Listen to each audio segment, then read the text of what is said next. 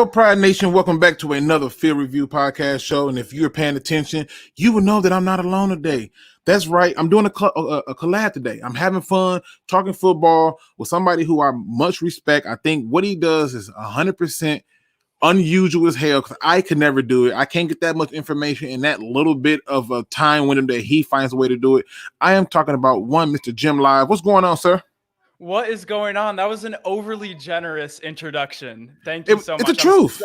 I'm so excited to be on here. I've been looking forward to this all day. And if you're going to give me a shout out, if you're here already or you're watching this later, this is a huge reason as to why I got on this in the first place. You guys don't understand how lucky you are to be with this guy. This dude does hours and hours of research and film going over with NFL teams, it's either one way or the other. They're usually so naive or oblivious to all the faults of the team, or they just think their team walks on water, or they're overly critical and judgmental to everything. But Luke, you are on top of it. You're making predictions. They almost always come true.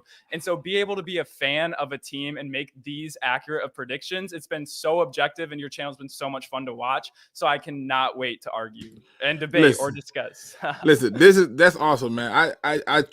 I pride myself on trying to do as much research as possible so I can be in the know, and this gives me opportunity to do just that. So before we go any further, let me do this chat really quick. We got BD Buster in the building. We got Tammy Bell who says, "What up, Luke? Love your show. Thank you so much. Thank you for supporting me."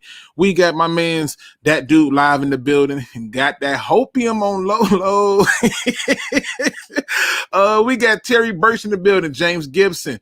We have the analytics Dean in the building. The Lions fan. We got Key Eric in the building. Let me keep on going down. I got to scroll through quickly, people. We got Blue Jay SARS, Jimbo G's in the building. Kyle Webb, Looney Tune. Let me see. Demetrius Wycliffe. Did I say that right? Wycliffe? Oh, man. I'm sorry if I botched your last name. I freaking suck with names. We got Bulgarians in there. Cap Ice Cold. Delusional Lions fan. Sheldon McCray. Motor City Thanos is in the building. Salute to you, sir. First Black Man on the Net. Go Lions. JGB is in the building. Motown Football. Chris Watts, the Lions fan. Lions Lee. John Kapler. Smitty Sale 119. Let's see. We got Ghost Gunner. Omar. I'll make sure I ain't miss nobody. I think I did good. Ladies and gentlemen, we are winning. Today's show is going to be a fun one. Like I said, I had to bring him on. Now, let me take this off the screen really, really quick so y'all can see this. I want y'all to focus on his photo because if you pay real close attention, he got on the jerseys. We already starting off bad. You see that T-shirt? It's clearly a freaking Michigan T-shirt. And me being a Sparty, I'm not too damn happy, okay? But he is from Michigan, people. He is from Michigan, right? And so apparently he's rapping his state. It would have been better if it was green or white, to be honest with you, Jim. If it was green or white, I know you would have felt better about it too. Hey, right. Go Blue. I'm repping out there right now, so I got to do that. And shout out to San Diego Aztecs. That's where I currently go to school, so that's where I'm split. But I'll root for Michigan. I'm not one of those people that hates Michigan State. I'm like a huge Michigan supporter, but if they're playing Michigan, I'm sorry. It's Go Blue all the way. Hey, listen. Now, I'm Team Michigan. Period. When Michigan versus anybody, I'm Team Michigan. But when it comes to interstate, I'm green and I'm white. Period. Point blank. Look, Omar really want me to do this. Say my last name. Look for you, Omar. Let me see. Pacheco. Did I say that right? Did I say it right, Omar? Omar Pacheco. Pacheco. Listen.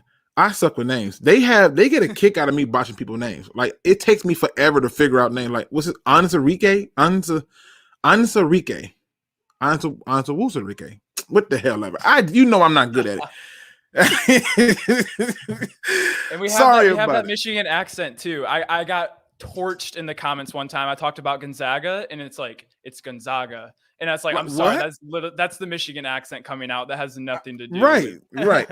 So let's talk about what we got on the docket today. Obviously, we're going to talk about the NFC North. We're going to be doing some rankings and stuff. I'm pretty sure we're going to have some agreements, some disagreements. He says Jim got it right. So apparently I suck and need help. According to that dude live, I need Rosetta Stone for some of these names. Yes, I suck. I've never been good at it. In fact, even when I'm at work, I just go, yes, ma'am, no, sir. I don't even play around with it. I don't know. It just don't never come out right. But we got to talk about the NFC North. We got to talk about some of the rankings in the NFC North. We got to talk about just in generally a few necessary house things to do. But the first thing that I got to do, let me put this on the screen first because, and Jim, I didn't give you a chance to get ready for this one. I didn't give you too much time to prepare for it, but this is nothing that's sideways. This is something that I basically lost my shit on a couple days ago because it was just so stupid. Okay. It was just, it was so stupid. And I told people that whenever I read something, I try to make sure that I pay attention to every freaking word, because when I do that, it actually allows me to kind of get a better understanding of what they wanted me to know. So first things first, let me make this as big as I can. I don't want nobody to be, because people act like they can't see things, and so I don't want nobody to say that I didn't give him a chance. Jim, are you ready for this? So apparently a couple of days ago, there was this article that came out from CBS Sports, I think it was. And in that article, they decided that, you know what, we didn't have any real news to talk about. And when you don't have any real news to talk about, what they do is they find a way to come up with some news. Now, I told people when this happened that they should pay close attention to some stuff. I want y'all to take a look at this headline real quick. Sources say that Iowa State coach Matt Campbell never, I'm going to say that word again. See, I know sometimes this thing skips over people's heads, but he was never, let me help you. Let me highlight it for you. So some of y'all is hard of seeing. Y'all got colorblind. I don't want to judge you. I want to help you. He was never offered Detroit Lions head coaching job. Now, people, I got mad and went off about this. I thought this was lazy journalism. It was terrible. But let's just kind of read some of the quickest inserts. So it said the Detroit Lions did not swing and miss on Matt Campbell in their winter coaching search because they did not swing at all. What? Shocking. You mean to tell me they never took a swing at all? At all? I mean, listen, sometimes maybe. But you didn't even swing? Say it ain't so, champ. Say it ain't so. Now, there was a very interesting thing to the article that was written, where in that article, the writer of that article made a bold statement that says that they offer him an 8-year deal worth $68.5 million, which would have gave them cold-heartedly full control of everything. And I was like, I'm not buying this BS, because why is it just not coming out now? Why was this not the case before then? And why did he use these 4 words right here? I have yet to confirm. Oh, what does that even mean? What does that even mean? Okay, we all right, as YouTubers, we can get pretty much punished by people like, oh, that's clickbaity. You're just the news and media outlets, when they're in a dry season and they don't have anything to talk about, they will literally just throw anything out there. And the fact now that you don't even have to have sources, like, I feel like that has changed so much. Like, you used to have at least like 2 or 3 like credible, like cited sources from where you got the used to. Now any and it's sad that you said CBS wrote this? CBS Sports. Major news articles should not be able to just say anything speculating to get a click on that. I mean, that just ruins their credibility so much. You didn't tell me about this beforehand, but I'm like literally in shock right now. So here's the best part about it. It says CBS Sports reported Wednesday that Campbell, the well-respected Iowa State coach, turned down an 8-year, $68.5 million offer from the Lions and perhaps taking full control of the organization. But the Lions source with knowledge of the team's search process said Friday no formal offer was made to Campbell and that the Lions got the number 1 candidate on their list. Former New Orleans Saints assistant head coach Dan Campbell. Let me just scroll on down because, look at this. I want y'all to see the dumb look on his face. It's not his fault. It's just simply the fault of the people who chose to write the article about him. And now he's looking like the Joker who just stole your cookie, or maybe the Grinch who's stealing your Christmas. But either way it go, This guy was never offered anything from the Lions. And the worst part about it is every freaking YouTuber that I could think of went to town on this crap, getting upset and mad and was going, oh, they was almost going to make a same old Lions move. And they looked up and no, it never freaking happened. Now, the sad part is why did the Lions feel a need to even respond to it? It's because the media storm around it blew up and everybody took it and ran with it because they needed something to talk about. Now, stay with me, people. I know sometimes y'all like to think that Luke is fully crazy and don't really know what the hell he be talking about. And 9 times out of 10, you might be right. I'm pretty much crazy. And yes, at times I may not know what the hell I'm talking about. But when I know what I know from what I know in the research that I do, I know that I pay attention to the small details. And the moment he said he could not confirm, the moment he said that, I asked the simple question, why in the hell did you write the article? You never confirmed it. You never went out and got any proof to go with it. You simply wrote an article to be first. And now you're last because you look like a full-fledged a-hole for writing something that was never true. Now, ladies and gentlemen, I had to do that. It made me feel good. Okay? It made me feel good and it made me feel special because I now understand that half the things that we read come from people who read headlines. And I don't read headlines. I'll see a headline and I'll dive directly into that article. And I'm going to pick through it like a fine tooth comb. In fact, I'm going to be picking through it like I was a freaking monkey on the back of another monkey finding a fucking tick. I want to see the truth. And the truth is, people, is we never, let me get back up here. Let me get up here so y'all can see it. Highlight this word for you because these are the things that we miss. We never offered him a damn thing. And this made news on every single channel. Every single channel. Unbelievable. All right. Here's a question that's just for you from Lions Lee. How are those gas prices over there in San Diego right now? All right, I have a bike, and so anything that is like even like remotely within like 5, 6, 7 miles, I'm biking because the gas is egregious. I mean, I'm not riding around in Michigan, you'll see like a ton of like trucks, you'll see a ton of like Jeeps, and that's why like people can get away with that there. I have a Honda Accord. I'm trying to be as gas friendly, conscious as possible to my bank account. Every time I fill up, it's still like $75. It is insane. If I'm not driving to the gym or a very special occasion, I'm trying to chill out on the driving. It's bad. It's bad. Well, listen, I can tell you this much. I have one of those like eco-friendly cars. But I also get a company car, so I'm cool. So I'm cool. You're not going to get no heat from me, but I can imagine how high it is. Now that we got that first piece of house mail out the way, because I had to do that because I knew everybody and their mother lost their damn mind with that story. And I told people that they were going to do it. We are here to talk some football. And clearly we are going to be – wait a minute. See, this is what happens when you have children. They find the best times to play. They literally was just sleep. And I don't even know if you can count that as a goddamn nap, but I'm going to say it was a nip because it was about 10 to 15 minutes. And now they're up and running like nothing never happened. I don't even understand how this is possible. I mean, did you even close your eyes at all? Like what the hell? But anyway, I apologize. We starting this thing off right at the gate where we're going to basically go through and we're going to rank the teams in the NFC North. The best way to do this is I'm going to ask, Jim to let me know, one, what he think the Lions record is going to be, and then we'll discuss the rest of the people in the division. Okay, fair enough? Fair all enough. Right. Let's Jim, give me your prediction for the Lions record for 2021. Now, keep in mind, we're going to talk about it.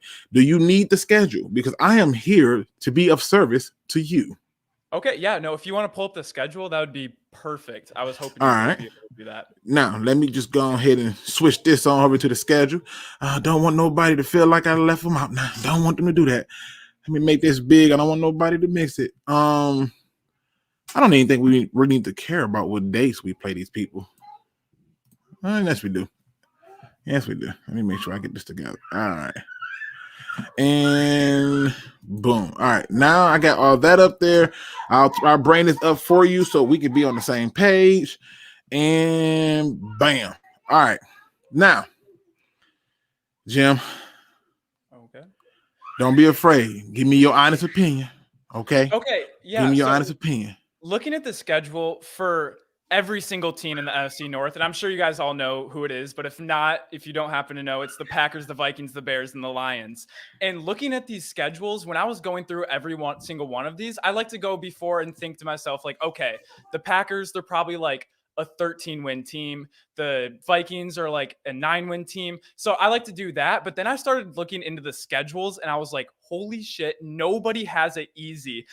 Absolutely nobody has it easy. And I was like, what is going on? And I actually had to pull up. It was a CBS article, I believe, with the strength of schedule. And it was unbelievable. In the entire NFL, the Bears have the third hardest strength of schedule, Packers 4, Vikings 5, Lions 6. So nobody has it easy at all. So when I go over how many wins, I don't think it's a direct reflection of how good or bad I think the specific team is, but a lot of these matchups are going to be incredibly tough.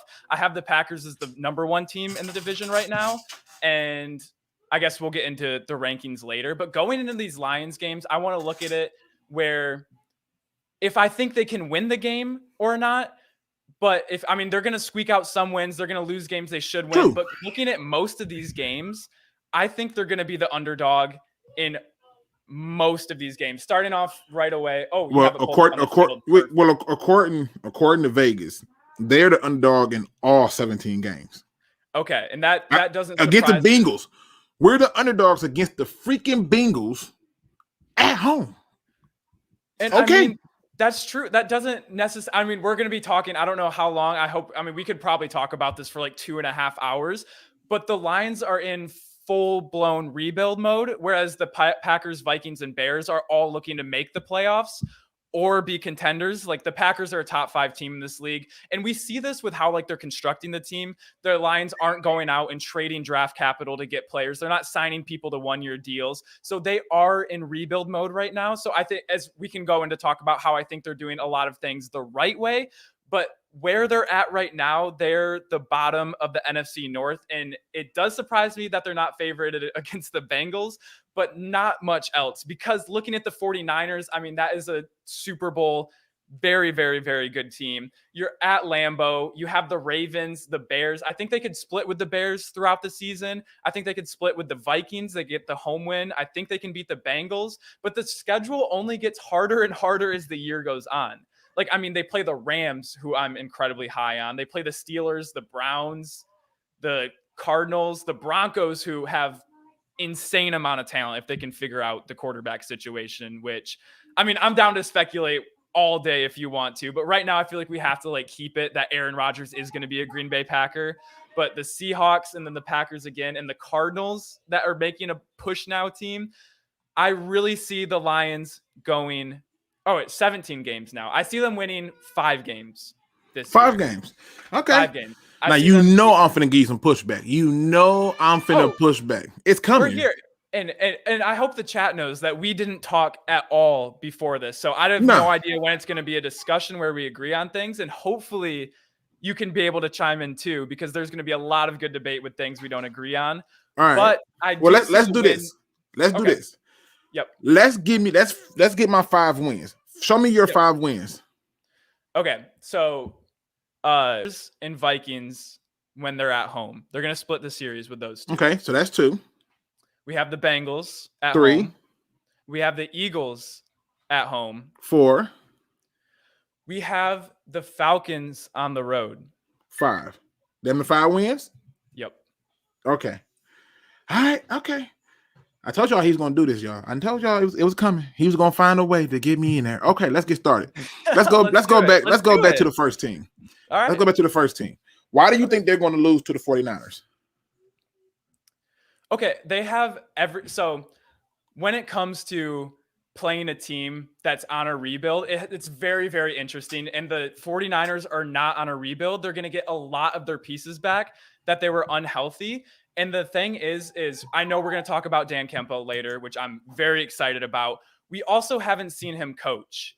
We also know that they have a new defensive coordinator. I think the Lions defense is, objectively like one of the worst in the NFL. What they're doing is a lot of good things, and I think they're really heading in the right direction. But when you have the 49ers that are a top 5 defense, they're going to have a top 5 run game. You have Jimmy G coming out there to try and prove something. And even if they threw in Trey Lance out there, I think Kyle Shanahan's offense is going to be able to just control the ball, control time of possession. And I don't think the Lions coming in with a new quarterback, a new head coach, I think it's going to be very, very hard. This is a really, really hard week 1 matchup. If they were to meet the 49ers later in the year, I think it would be more understandable if you think the Lions are going to pull off this win. But I think you have established coach, established team, a lot of returning pieces with a lot of new stuff on a rebuilding team. So that's why I think that the 49ers can come in there and be almost in mid-game or mid-season form week 1. All right, listen. I'm never going to kill a person who can give me their logic. I ain't going to kill you on that. I can tell you why I disagree. First things first, they did lose their defensive coordinator. That is just 100% fact. Secondly, you went out, you drafted Trey Lance, and now you got an unhappy Jimmy Garoppolo who feels like you don't believe in him, so he got to go and try to prove himself. He'll overreact. But the biggest part of why he was succeeding was because they were able to run the ball, and they did have a good defense. Now, I could be 100% wrong about this entire game, but let's just follow me on this logic. They're traveling from the West Coast to play us at 1 p.m. on the East Coast. We just get the hell up and get out the bed and drive to the stadium. They got to work on trying to get themselves together with the time. Now, granted, they're professionals, and you know this is nothing new to them. But you know what I found very intriguing? You know what they were? They were ranked 7th in terms of rushing defense, in terms of yards, right? And I thought to myself, damn, that's pretty good, right? Like that's pretty good. They were 17th in terms of points given up. I'm like, okay, that's pretty good. And then I thought to myself, the guy who orchestrated that, where the hell is he at right now? Where's he at? The Jets, correct? Am I losing myself? He's no longer with them, right? Yeah. They already in trouble. Shit finna get real for them. So now I say to myself, okay, you know, Luke, what was really wrong with them? Because we both know that, you know, they had a quarterback issue and it was just strange. And I go and I look and they were ranked 15th in the run. And I'm like, oh, okay, that's good. And then they go to the pass and you go, oh, they was 12th in the pass. Oh man, that's good. But you know what I realized? That the running back room is not as strong as it was, because guess what they were ranked in terms of their sacks given up and stuff like that. Guess what they were ranked in that department? What? 28th. Oh shit! So they can get touched. Okay, let's talk about that touching part. You see, they don't have any film on the Lions. They're coming into it completely blind. They have no information. All they know is one, they got a new head coach, they got a new defensive coordinator, a new offensive coordinator, and they got a few new players. They have nothing else. They're not sure what scheme we really finna be running. They're not sure how we deploy that scheme, who's really in, who's really out. They're coming in blind, and they're doing it on the road week 1 with a guy who's unmotivated. He's just unmotivated. He probably may even go as far as to be like, you know what, why am I even gonna try to prove myself to y'all when I already know y'all took my replacement? Now, that's why I think we beat them. I think we beat the Packers on Monday Night Football. I'll tell you why. Okay, wait, let me rebuttal that 49ers. Go ahead. Because I think a huge part of football is being able to adjust and adapt as the game's going on. And the two reasons that I think the 49ers, I think they have such a good team that they will be able to go in and run their own schemes and run their own systems to be able to just like, I mean, we watched that NFC Championship game 2 years ago where Jimmy Garoppolo threw the ball 8 times. Like, they can ground and pound and do their thing at a very high effective level. If it wasn't Kyle Shanahan behind it, I think they could go in and make some halftime adjustments. And if the Lions come out in their new like 3-4 defense and it's giving them a lot of trouble, I think Kyle Shanahan is smart enough. He's known enough about it to be able to make that adjustment and come out and win. And I don't think Jimmy Garoppolo, I don't think there's as much bad blood as you might think there is, because I think what we've seen from the 49ers and Jimmy Garoppolo is when he's on the field, they win. He's not a dynamic. He's not going to, like, you shouldn't be scared of Jimmy Garoppolo. But when they go out there with him, they do very, very well. And we saw when they don't have him, they do very, very poorly. So it's not like any quarterback can go out there and do it. I'm not saying he's amazing. I'm not saying he's horrible. But what they go out and say is, Jimmy, you can't stay healthy if you're not on the field to us. I mean, availability is a huge thing that they need. And they said, okay, you're not being able to be good. Now we have a very, very good, and I don't think they're trying to rest Trey Lance. I think he's a very raw prospect. I don't think they're trying to get him in there week 1 or even like in the first year, maybe even 2 years. But if Jimmy goes down, which they're starting to think he might because he has been a bit of a trend, I don't think there's as much bad blood because I think Jimmy has to respect that. I think he has to know he's like, yeah, like I tore my ACL, I did this and that, and I haven't been able to be there for the team. Like, I don't think he should say, no, you can't go up and get the next guy in. Now let me ask you a question. Just hypothetical, right? When they were successful, what was the strength of their team on offense? Was it the pass game or rushing attack? Oh, it was definitely their defense and rushing. Okay.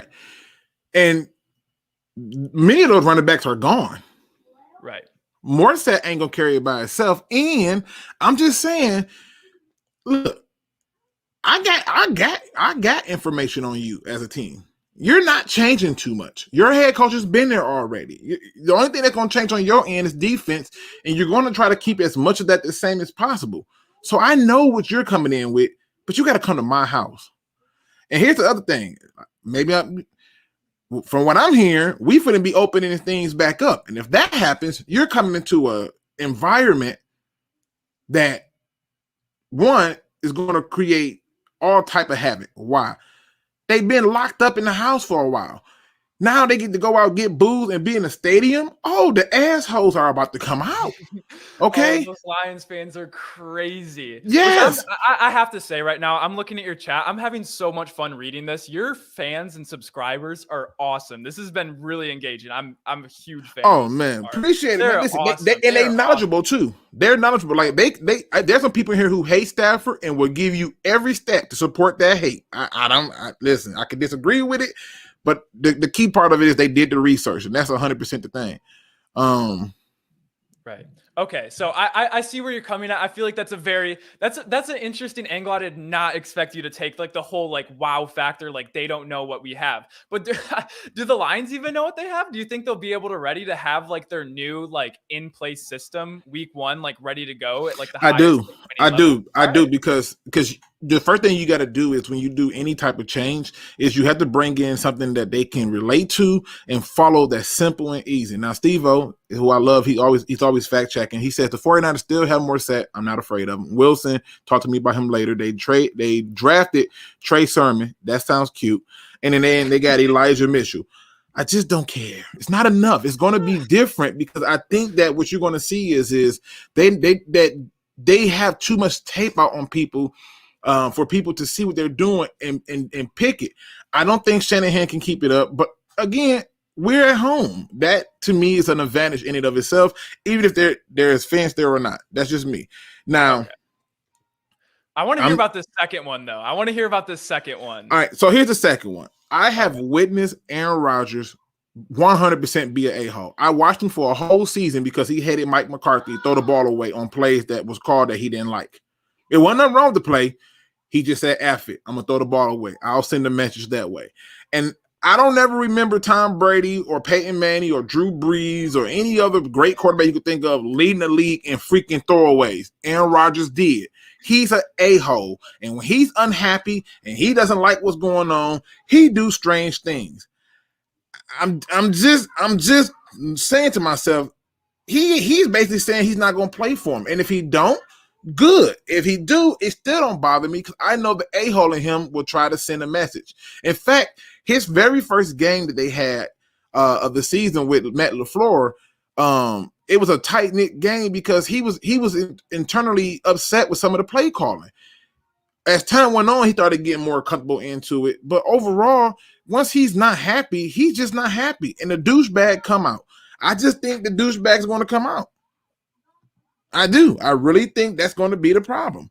And Yeah. so to me, when you take that into account, on top of the fact that Dan Campbell, he just know how to get everything out of you. He can squeeze blood out of a freaking elephant turd. It's amazing at how much he can do. Like he got the media talking about the Lions again. He's got players feeling good about being here. He's got the coaches out here fighting with each other, healthy fighting, but fighting with each other about who's doing what, when, where. He's got players ready to go and to put on pads. He's going to have them so amped up for this Monday Night Football game with the same thing he's been saying all day. I ain't supposed to be y'all head coach. We are the underdogs in all 17 games. We weren't supposed to beat the 49ers. We ain't supposed to beat this team. Let them tell it, you a bunch of hot trash and garbage, and you shouldn't be here. And he's going to be able to get to them in a way where they're going to just simply look at it and be like, the hell with this. I can show you better than I can tell you. Now, here's the problem. The Lions did something that I think that people have not really paid attention to that will be a problem for the Packers. And that is this. They will literally be able to expose them with a lot of the underneath stuff because of Amon-Ra St. Brown, the running backs of the backfield. Oh, and did I mention that, that guy that we added in Jamal Williams? Yeah, he kind of knows a lot of the things that the Packers do. You don't think he over there trading secrets? Just putting it out there. Oh, yeah. I think that they find a way to expose the linebacking core with TJ Hockenson and Amon-Ra St. Brown in the slot because they don't really have that kind of depth to stop it. Who's the linebacker stopping TJ? I'll wait. And if you're telling me they got a slot corner that you trust, I'm telling you, then, you might be drinking. Who's Amon-Ra St. Brown in the slot takes so much pressure off of TJ. And then if you really want to get faithful to it, we're going to be a run first team. I agree. Good luck with that. As you should. That left side of the line is looking juicy to run towards. Listen. That was the problem. We were so heavily relying on the left side of the line that teams knew they're going to run it. They're going to run it to the left. I did a whole video on live where I showed look, we just kept running to the left. We can't run to the right. Now we get Sewell on the right. Now you don't know which way we're going to run it. And the best part about it is this: the way our backs are set up, there's a perfect, healthy balance of change of pace. I just think early on we come out and smack them, and I know that the referees have a way to favor Green Bay. But I think Dan Campbell knows how to talk them into being faithful too. I mean, if you ask me, Dan Campbell, you need to be in the locker room. I'm literally ready to run through a fucking wall after hearing your speech. I'm merely pointing out.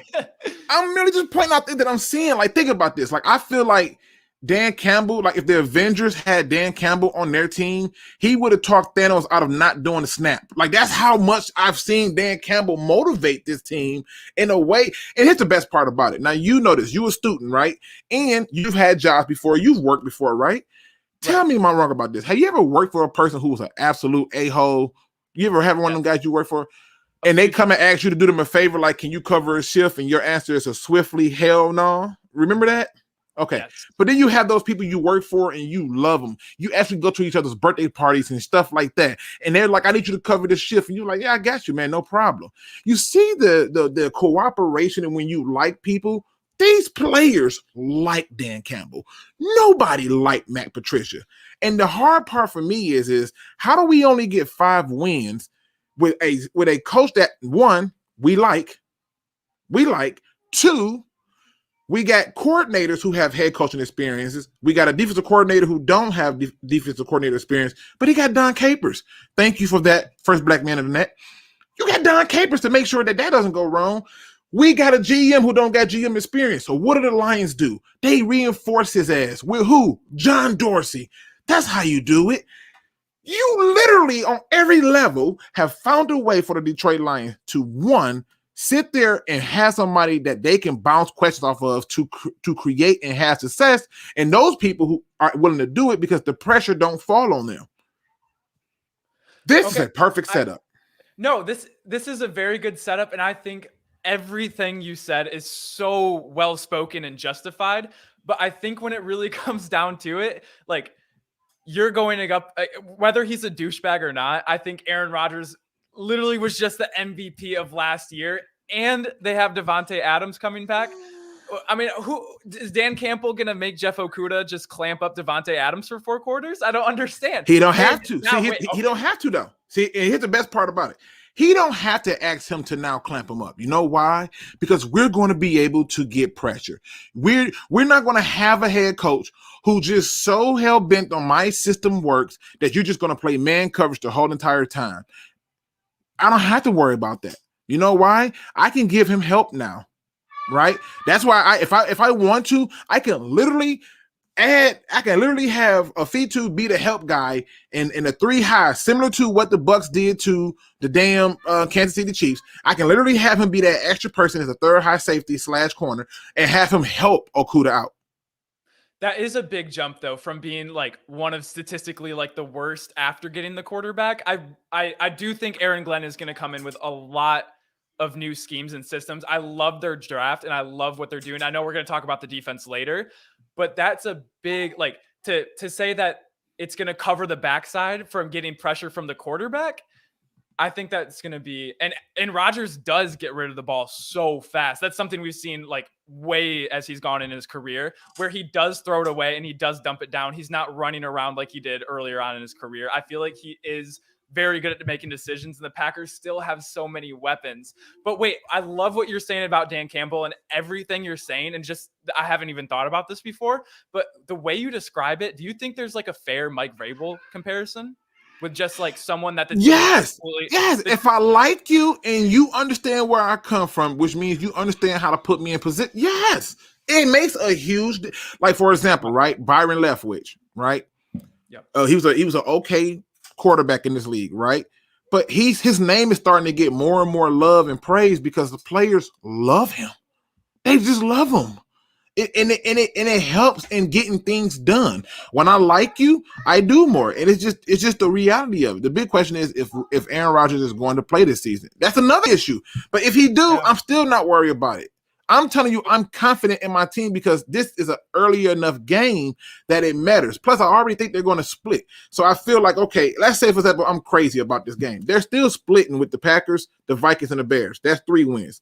You figure they beat the Bengals. That's 4. The 49ers. So you have them beating the 49ers and the Packers, 2 teams that were, one was in the NFC Championship game last season, one that was in the Super Bowl 2 years ago. Yeah, but you the know, Lions are going 17-0. 2 years ago. 17-0? Yeah, but 2 years ago, gas wasn't as high as it is right now. And 2 years ago, our head coach was Matt freaking Patricia. Oh, right. I mean, if you want to make this 3 hours, we can talk about Matt Patricia. Don't even get me started. The fact that I even said his name, I don't want to get started either. Right, but I'm just saying, I think we can find a way to split into divisions. That's 3 wins. I think we can beat the 49ers. I think we can beat the Bengals. I think that on top of that, we can beat the Eagles. That's 6. I think we can beat the Broncos, 7, the Cardinals, 8. The Cardinals. Yes. Okay, Cardinals. wait. We don't need to go into each and every game, but I do want to hear why you think they're going to beat the Cardinals. All right. So here's my problem with the Cardinals. I was when the Cardinals first got Cliff Kingsbury, I'm thinking, okay, he's going to do something different. He's going to be able to make this work. He got a lot of this college talent there, a lot of good receivers and everything. And then all of a sudden, I started noticing that he didn't quite know how to utilize a lot of his weapons. And I was like, oh, this is getting intriguing, right? And so I watched games, especially because, Patricia didn't give you much to look at. But I watched games and I said, okay, this team always somehow starts slow. And then they turn to Kyler Murray.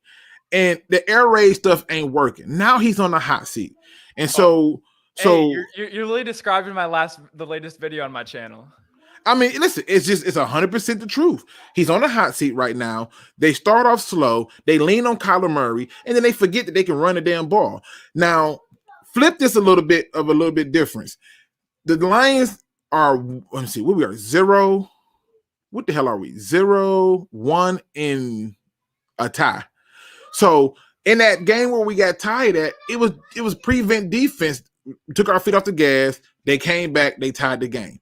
In the other game where I believe we lost, if I'm not mistaken, and I could be a little bit off because I try to track a lot of stuff in my head, and I should just write it down. But I believe we lost that. No, we beat them Take that back. We freaking beat them. We're 1-0 and then 1. There it is. We beat them because Cliff Kingsbury's stupid self. It's all coming back now, right? Like that song say, it was gone with the wind, but it's all coming back now. That song. We beat them because Cliff Kingsbury's a freaking idiot. Not huge on him, dude. We're winning that game. In both those games we played them in Arizona. They got to come here. If you want to take an alternate perspective on this game, though, because I feel like people are going to like overlook the Lions in some games where I think they can get some sneaky wins. But looking at, the NFC West, right? We have the Seahawks, the 49ers, the Rams, and the Cardinals. Getting in the playoffs is going to be extremely hard. If there's 6 of those games are some of the top teams, the Cardinals, and what would this be? Week 14, 15, week 14, the Cardinals come to the Lions. This is a must-win game late in the season. They are going to bring out all the stops. I don't think they're going to try and play passive at all. I don't think they're going to fart around and try anything funny. I think they're going to go into week 14 probably in the second or third best team in the division and know they need to win to make the playoffs. So I really think this is going to be a game they have circled like, okay, we cannot joke around with this game. That's why I think the Cardinals are going to come in with all of it, because we did play them earlier in the season, and I think the Lions played very well off the bat and kind of took them by shock. And I think they didn't know everything that was going on, but the Cardinals have made some really nice additions. I mean, we can't discount that JJ Watt is on the field now. We didn't draft Isaiah Simmons. We actually have to play against him now. Zaven Collins, I watched the film after he got drafted. That dude is going to be something. And I just really think this is going to be a game that the Cardinals take very seriously. And this was one that I was looking at. I said, this is why I say they beat the Broncos, even though the Broncos are massively talented. I think the Cardinals have this game circled. I don't think they're going to joke around at all. They need to win this game. I just love every point you made. I love every point you made because it makes it clear to me. When's the last time JJ Watts played 16 games? I'll wait. Okay. All right. Right? I mean, we're talking about way deep into December, late into the year. He's going to be healthy. Let's say he is healthy, right? Hypothetically. Right. Let's say he is healthy. And I got one funky Lions fan comment up here because he said the Cardinals roster is one of the most improved during the season. It's always been improved. It's always had talent. But where that becomes a problem is it's also got Cliff Kingsbury. And if it's one thing I know is when I've seen most talented teams suck is under poor coaching. Going back to Dallas Cowboys with Jason Garrett. Always had a dope team, and Jason Garrett was there, and it was nothing to write home about. And at the end of the day, you just sit there and go, 8-8, huh? Yeah, that's what we do. So, no, Cardinals don't scare me. Plus, keep in mind, all the people you named, J.J. Watts, A.J. Green, Baker. They did all that. You can't buy yourself a championship in this league. Ask the Rams, they failed themselves trying to do that tactic. Okay? This is going to be a game that's going to be about coaching and motivation. And right now, I'm taking my coach over Cliff Kingsbury. Cliff Kingsbury may not even be the damn head coach by the time that game comes because they don't know how to utilize their talent. Look how they used Isaiah Simmons last year. You couldn't find the man a spot. Horrible. Inexcusable. That dude has way too much talent to not be on the field most snaps out there. Even doing something, like even if he plays some sort of like nickel rover, like get that guy on the field because he's gonna make plays. Like whether it's going like stopping the run, getting a pick, like getting after the quarterback, like that dude needs to be on the field. Listen, I'm merely just pointing out a simple fact. Now, a few other games that I look at, I just went by the opponents and I look at the times that we play them and it makes sense. And so, like I said, I see us doing some things a little bit different this year. So let's kind of switch it up because obviously you got them at 5 wins. I got them between 8 and 10. So you'll say yours is between what? 5 and what? 5 and 6. 5 and 6 wins. Okay. Even though we don't got that trash head coach no more, even though we don't got that trash defense no more, even though you even said that, what were the rankings again for the strength of the schedule? Because I think this is a joke in itself, but I hate the strength of the schedule because it's all based on last year. Like nobody did anything different to change their roster. They didn't lose anybody or add anybody. True. I think they account for the moves they made. Yeah, but it's not like the strength of the schedule is based on the records from the previous season. That's the whole strength of it. Like, oh, you're playing this many teams with a playoff win and the win record percentage of this and so forth. But let's be honest. Let's just simply be honest about the reality. This team is a wild card team because nobody knows what they are. The only teams who are going to get a fair chance to understand what this team is are all these late teams. So Seattle, by the time we play Seattle will have enough film to look at. Right, Green Bay on their second go around will have film to look at. Cardinals will have film to look at, but they got Cliff Kingsbury. The Broncos, who? Teddy Bridgewater, Drew Lock. Who in the hell am I supposed to be worried about with that? Okay, now I know they added Javonte Williams. I know they added some other pieces, but let's just talk about it for a minute. Really though, come on, really though. And the thing is. What helps us out is this game's at 4:05. So wait 105. No, 4:05. For Denver. I'm West Coast. I'm West Coast time. Yeah. Yeah, okay. yeah. But for Denver, it's a 4:05 game. So Yeah, no, I have them beating Denver. All right, let's switch it up now. Let's talk about where does that have the lines in the division for you? Compared to for me, I got them finishing. If Rodgers plays, I got them finishing third. If Rodgers don't play, I got them finishing second behind the Vikings. Okay. I think the team is going to have the worst record in the NFC North is the Bears. Okay. The Bears schedule is brutal. Their head coach and GM is also on the hot seat, and they're going to panic and put Fields in way too damn early, and that line is not ready to go. It's not. And they haven't figured out that they have a running back who's legit in Montgomery. So I expect for them to have a very rough situation. But we getting our first Thanksgiving win, so I'll be able to eat turkey good this year because we got people who give a shit. Like I said, it's going to work out in a way. Does Fields not scare you at all? Hell no. Okay, he should. He should. Why? Definitely Why? Absolutely. Why? Scare you. Why? Look at that team. Look at that Bears team.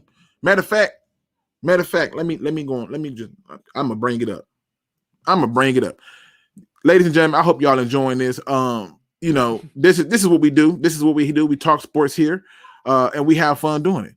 Let me just do a quick switcheroo so I can go and look at this because I think it needs to be discussed. I think it needs to come up. And if you do enjoy this, please hit that like and subscribe button because it does help. All right, now let me just go ahead and do this really quick. Let's see. All right, here we go. Now, one thing people want to say is this. They're going to say you cannot base Fields off of old, previous Ohio State quarterbacks. Fine. I won't even attempt to do that. I just won't. I won't even attempt to base it off of that because that just would not be fair. You would be right. I would be doing myself a disservice to just base it solely off of that. But I do know one thing. And the one thing that I do know is that this season is going to start off with Andy freaking Dalton. Now, stay with me. Stay with me on this. Let me make sure I make this nice and big. I think this helps a lot. Let me get this up here. All right. There. All right. Got all that together. Now, let me get back and show y'all this just right here. Here's why the Bears don't scare me with no damn Justin Fields. Okay. First thing first, let's talk about this damn offensive line. I've watched this man right here in Seattle for too long. I ain't worried about nothing. We talking about a rookie left tackle. Trey Flowers can expose that. And he's going to be rushing from the outside. Romeo Okwara can expose that. How do I know? Because he does have some flaws in his game. And sometimes he overextends and people run around him. It's not me making it up. This is fact. But let me ask you a question. Who out of these damn tight ends should I be worried about? Who? I'll wait. Who? You want to tell me they got a better receiving core? Fine. They can have a better receiving core. Andy Dalton's the starter. And by the time you throw him in, they're going to forget about these running backs. See, I ain't got to worry about that. They're not going to remember they have running backs. No. This is going to be the Justin Fields tryout. Justin Fields failed. Back to Andy Dalton. Andy Dalton gets hurt. Back to Nick Foles. It's going to be a circus over there when it comes to them. The problem that I have with Justin Fields is he went to a situation that's not good for him. He had a head coach and a general manager who basically said, "Oh, we believe in you. We traded up. We gave up picks and stuff like that," and it won't help because if they believed in him enough, it's no way he would not be the starter. I bet you Trevor Lawrence is starting. Why is not Fields? So by the time they put Fields in, they would have already gotten themselves smacked. And why? Smacked by what? Let's look at their schedule for a second, people. Let me just show y'all something because y'all think our schedule is fucked up. Let's look at their schedule. Let me go ahead and make that big for y'all. I don't want nobody to miss nothing. Let's see. They played week 1 at Los Angeles. Loss. They'll beat the Bengals. On the road against Cleveland. Loss. Against Detroit. Loss. On the road against Vegas. No, y'all gonna think this sound crazy, but I'm gonna give them another loss. Why? Because it's at 405 and they're traveling. It does help them out though that it's at 405, but they're traveling in Las Vegas. I think they lose that game. And then it gets real fucked up at that point because now they get Green Bay, Tampa Bay, and Pittsburgh in the next 4 straight.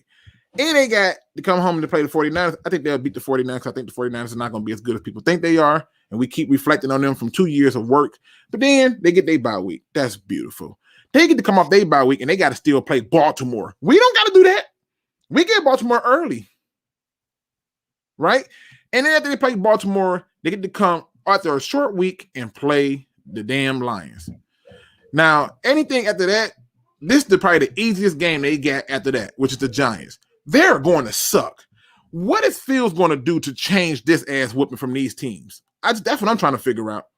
Okay, I got you with that. I absolutely think Fields should start.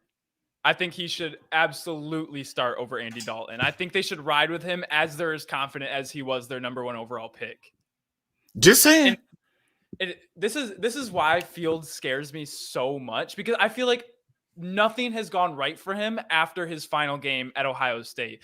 Like, I think people have analyzed and overanalyzed everything, speculated, and honestly talked themselves out of Justin Fields. A lot of the things they say about him, either I don't fully agree with or aren't as big of a deal or is not a new deal for quarterbacks coming in. I mean, we've seen this. Like, we've seen quarterbacks like Joe Burrow have not team success, but individual success. Justin Herbert, people can come in and play right away now. I hope Fields busts 10 years. Yeah. Okay. He don't want to hear the talk of we should have took him, man.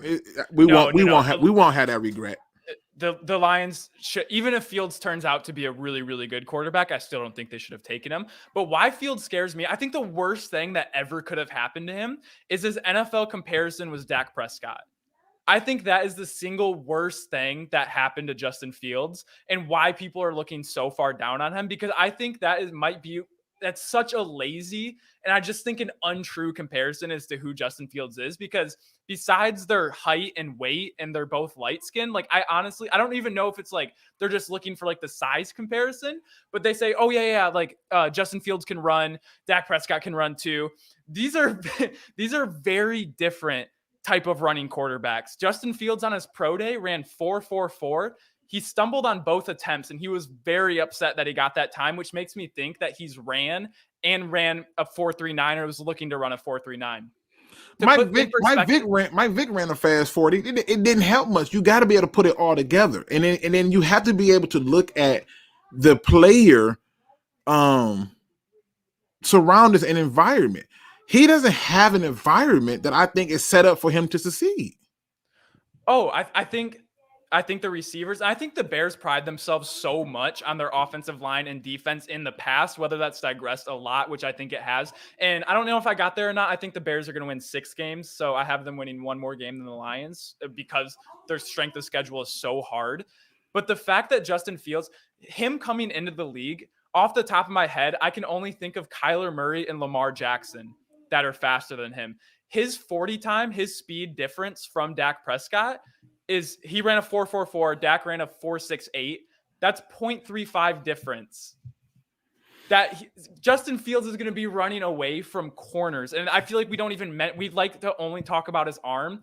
And if you want to talk about mechanics, I'll give you that. I think that can use like a lot of improvement, but he has the speed to run away from corners. And I did a little research. I think you might like this one. I know it's very biased because of shiftiness, athleticism, stuff like that. But just looking at 40 times, the difference between Peyton Manning's 40 time and Johnny Manziel's 40 time is 0.12. Yeah, That's but you got to keep times it's perspective.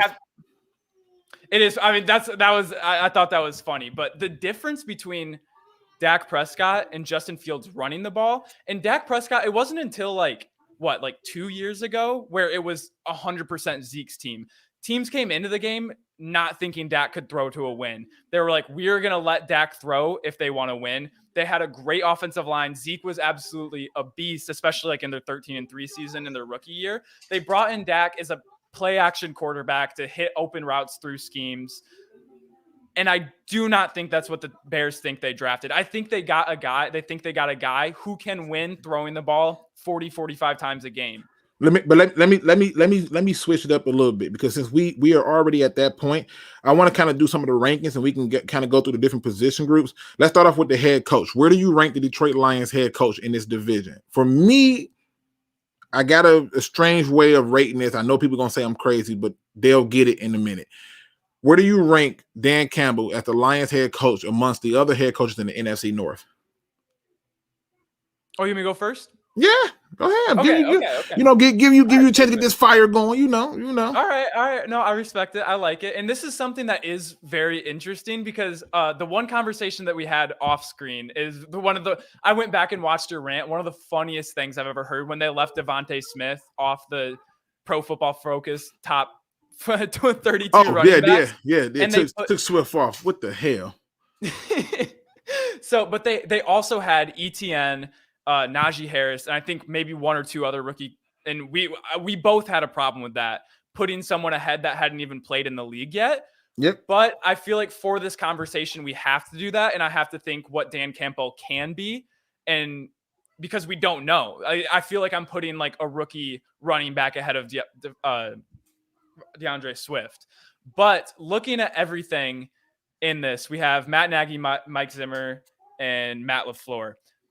I think from what I've seen so far, all three of those coaches have success at one point within their team. I have Dan Campbell going in this season as the second behind Matt LaFleur. Dude, I'm with you. This is crazy. I'm with you. I had Matt LaFleur as one, and then I had Campbell as two. I think the reason I bumped... We agree on something. I know, right? I think the reason I bumped Mike Zimmer down is because I think his message is getting old, and it's not resonating no more with the players. They just not buying it at this point. Absolutely. And so I look at that part of it, and then with Matt Nagy, he just... Is he on a hot seat for a reason? He seems to forget some things that it stands out to me. I thought Campbell, without even having it, I said the fact that he can motivate and get people to feel good about what they're doing. I had him at two. I really did. I figure if anything is going to set this team up, it's going to be his ability to motivate them to do whatever they want. And that's what McVay did when he first got to the Rams. He built up everybody's spirit. It was all about the competition. Everything that you see going on right now with Dan Campbell, a lot of those coaches who go from worst to first do just that. And their message is resonating with the players, whereas those coaches who've been there for a while is not resonating like it used to. If you have a certain like message or something like you're going to stick by and it's not working, you can really see yourself like begin to lose. Because if you see Mike Zimmer be like, oh, we're going to run, we're going to ground and pound the ball, we're going to do this, Kirk Cousins, we're going to ride with him. And you see, okay, you're not really helping out the offensive line. You have arguably the best running back in the league. And it's not like, just like the whole, how they're building it. I feel like Dan Campbell, and this is a new thought for me. The more I think about it, the more I love it. Mike Vrabel came in with like a very clear set out goal for the team. He's going to be one of those people that puts on the pads to get the team hyped up before a game. I absolutely love that. I think he gets the best out of the Titans week in and week out and gets them ready for every single game. And I think he told them what they were going to do, and he went out and made the moves, and they executed it to be like a consistent playoff team.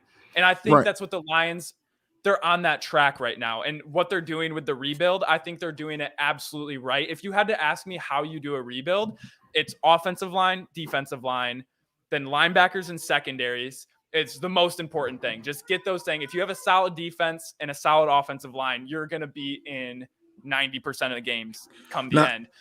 Now, Don Burr says, can we let Campbell coach a game? You got to understand what we're talking about these coaches. When you're coaching, it's not just a game. It's bigger. It's the things that happen before the game even started.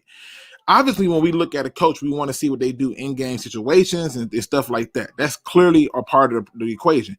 But you can see that even now, the coach is doing things. How he assembles his coaching staff is another thing. These little things are things that we look at as a coach. And I'm just telling you, I think Zimmerman's message is dying over there. It's not having that same spunk that it used to have. And they're going to mess around and be like, oh, it's dying. And they're going to go out and get somebody who's not even giving a message worth dying about. But as it stands right now, I'm just giving Campbell the second spot simply because I'm telling you, he's found a way to get through to players in such a fast time. And the beacon has been put out there. Now, the intangibles of being a head coach is so much different than being a position coach. And that's why I think so many do better as a head coach. And then some position coaches where it's like, you are a brilliant defensive mind, but then it's like, holy shit, I have to navigate an entire team, coaches, organization, staff. Facts. And they're like, and they're back to position coach within 2 years. And look, Don Burr even had to say it himself. He like, yeah, he hasn't done nothing yet, and I like him. That's what I'm saying. He's found a way to get through. It's about the messenger. If he can give you a message that gets you to go, it hands down will set you up for success over the long haul. So I'm just putting it out there that there's an approach to it. When I like who I work for, I work better. It just is what it is. It's a reason why I got a friend, he works at Quicken Loans, right? And he's always telling me like, yeah, I work like 120 hours every 2 weeks. I'm like, what the hell? But he's like telling me like they got video game rooms, quiet rooms, spa rooms, cereal bar. Like he's like, man, I literally can go and relax at a moment's notice, and it's not a problem. And they get a lot of love for it because people like working for them. They don't mind working long hours and doing things for me. I'm just putting it out there. So you can disagree. I'm not killing nobody on it, but it is what it is. Let me switch it up a gear a little bit because now we got to go into the position groups. This is going to be a little bit fun, obviously, because Pro Football Focus, somebody I can't stand. They had Jared Goff at 26 on their list rated. But let's talk about the NFC North. Where does Jared Goff fall in line in terms of NFC North quarterbacks? And assuming that Aaron Rodgers stays in NFC North. Okay. I think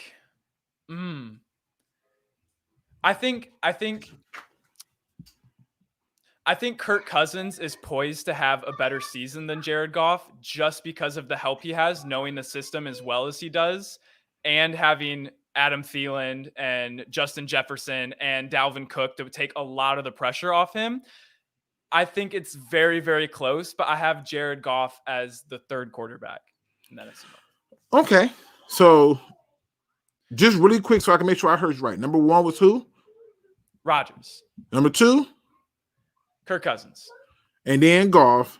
And then you can sprinkle in with whoever that other team is. Fields or Dalton. Okay. Yeah, I'm a Kirk Cousins fan. Yeah, you're conflicted. You got your MSU guy in there. I mean, it might be a little bias in there. Just a little bit.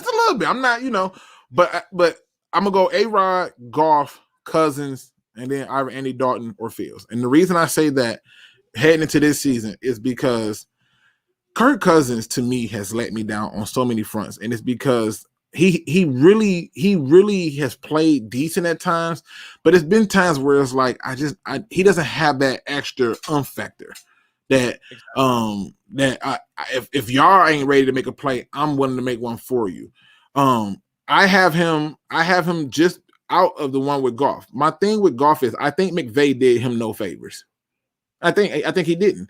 I think he went away from his winning formula, and when he decided to move on from the running back of one Mr. Todd Gurley, and he realized that the run game wasn't there like it was supposed to be, and now he's saying, "Oh, the quarterback got to be the one to make all the plays," and that was never what Jared Goff was good at. In fact, it was one of the reasons that he was failing under Jeff Fisher, because Jeff Fisher refused to run the damn ball and leaned on him, and I think that's what the fail part came at.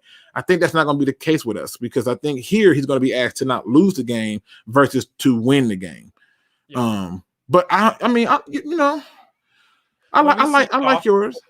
When we see Goff play within himself, we see someone that can take his team to the Super Bowl, just doing what he has to do and doing what he's asked. And I think Jared Goff and Kirk Cousins are about as similar as quarterbacks in the NFL as they come. So that's why it was so hard. But I had to go with who has more weapons right now and who's comfortable with their system. And you never know what you're going to get. I feel like Goff is a more consistent player. Sometimes Kirk Cousins can go out there and I'm like, this dude is elite. And then sometimes I'm like, this guy fucking sucks. Like, I mean, but it happens though. I think a lot of quarterbacks do that. I've seen Drew Brees have those moments where I'm like, bro, are you getting old or what the hell is happening? I've seen it. So I do think they're both coming off very not good seasons. I think Jared Goff, he had some injury things, but I think after the Super Bowl has declined. And like you said, I think a lot of it has to do with the position he was in. I think Kirk Cousins has been in the same position, so I think he's actually just declining. I think the team might be giving up on him a little bit, which bring in Kellen Mond, that's kind of telling. When you bring in Kellen Mond and you have holes on your team, you're telling the team that the quarterback position is a hole. And I think that was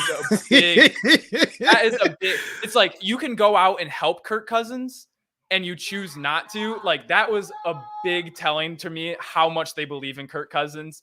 But at the end of the day, I just think it's very, very close. I think if you could convince me, and if not, you already have. I think they're very interchangeable game to game. Yeah, I mean, like I say, I can't kill yours, but I get it. It's your thugging. I think I said that right. He says, bro, it's going to be hard as F to block the Lions blitzing this season. It's like trying to choose Yasmin Bev, I hope I said that right, and Pamela Anderson from Baywatch. Pick your poison. I think it is going to be hard. I think they're going to have a lot of different blitz packages, and that's why I started getting excited yesterday, because I was like, wait a minute. When they said that Flowers is going to the outside linebacker, and I was like, so if Flowers is outside, I said, oh, snap, you're going to have speed upon speed up front on penetration, and you can send a blitz from anywhere. With Barnes at the inside linebacker, Collins is at the other inside linebacker. You can send a blitz from anywhere, and it's going to be something special. Let's talk about running back tandems. Obviously, we everybody like, you take Pam. What you mean? What are you talking about? Easy. It's not hard. You take Pam, all right? But my man Nate Victor in the building. What up, though?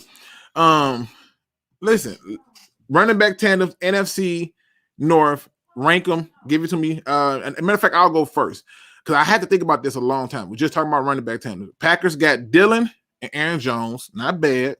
Pretty decent. Vikings have Cook and Madison. That's how you pronounce his name. Madison. And again, not bad. Don't want to shoot him down. Not bad. All right. So,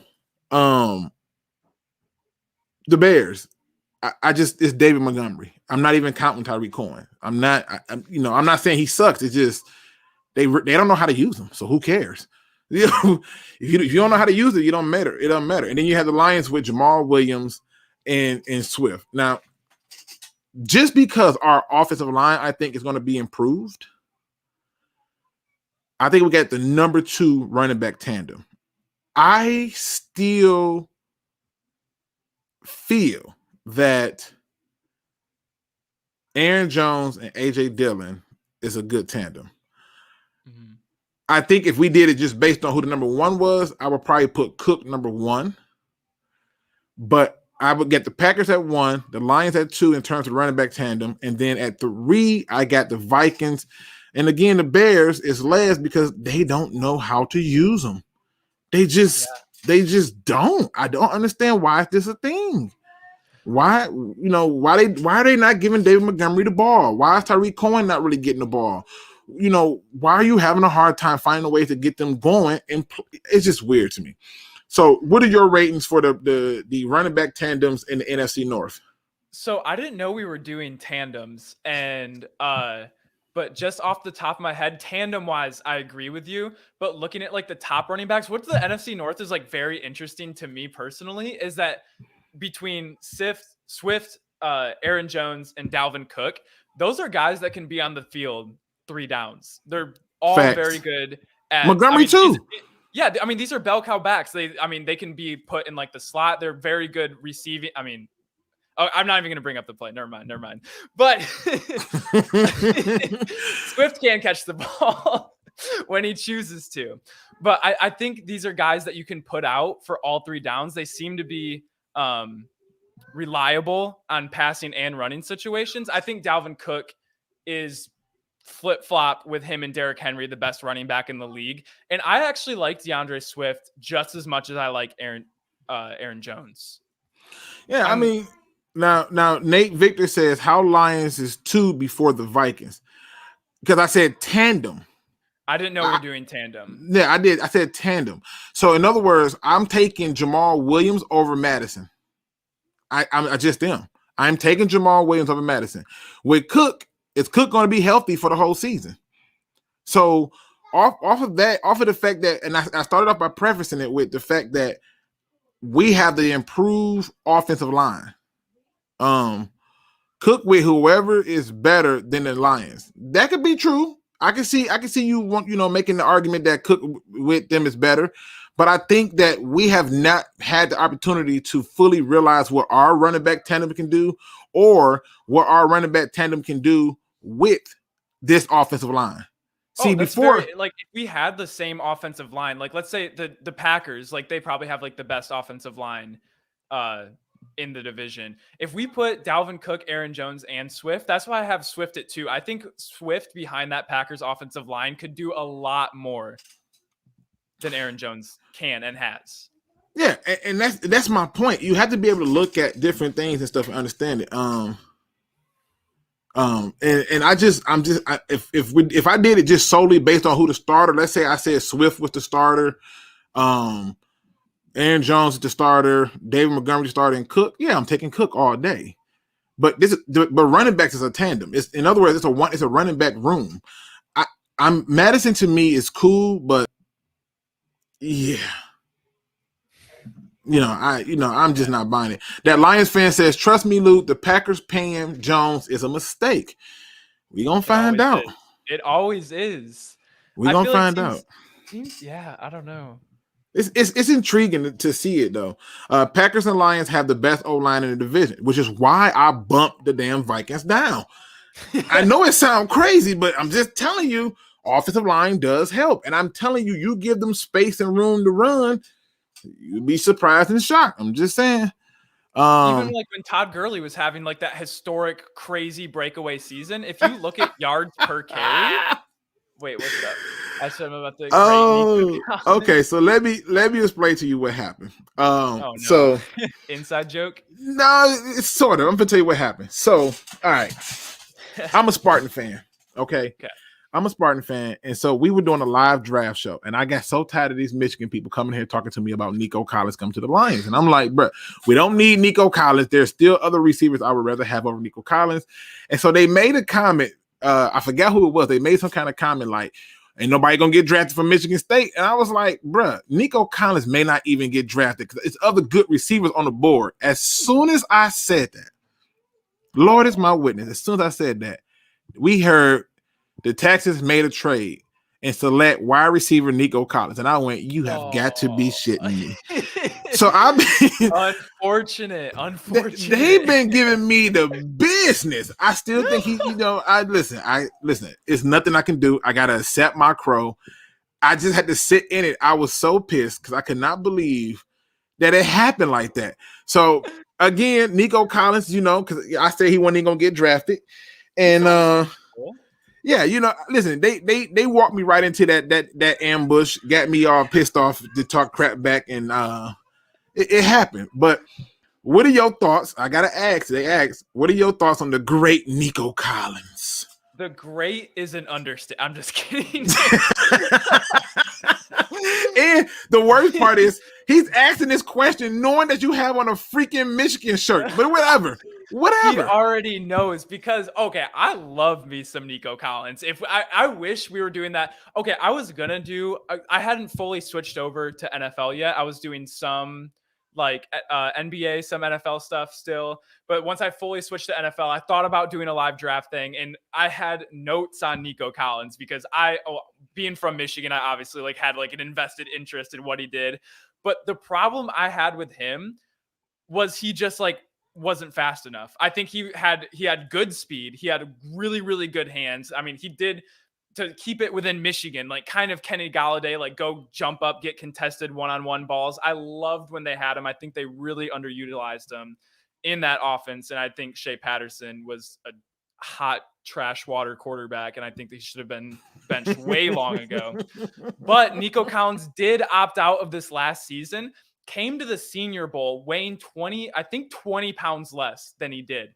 So having the same-ish big frame with the speed, with the hands, with the timing of the jumps, I really, really am high on Nico Collins. And I think he's going to have a very good, you said, wait, he got drafted by the Texans, right? Mm-hmm.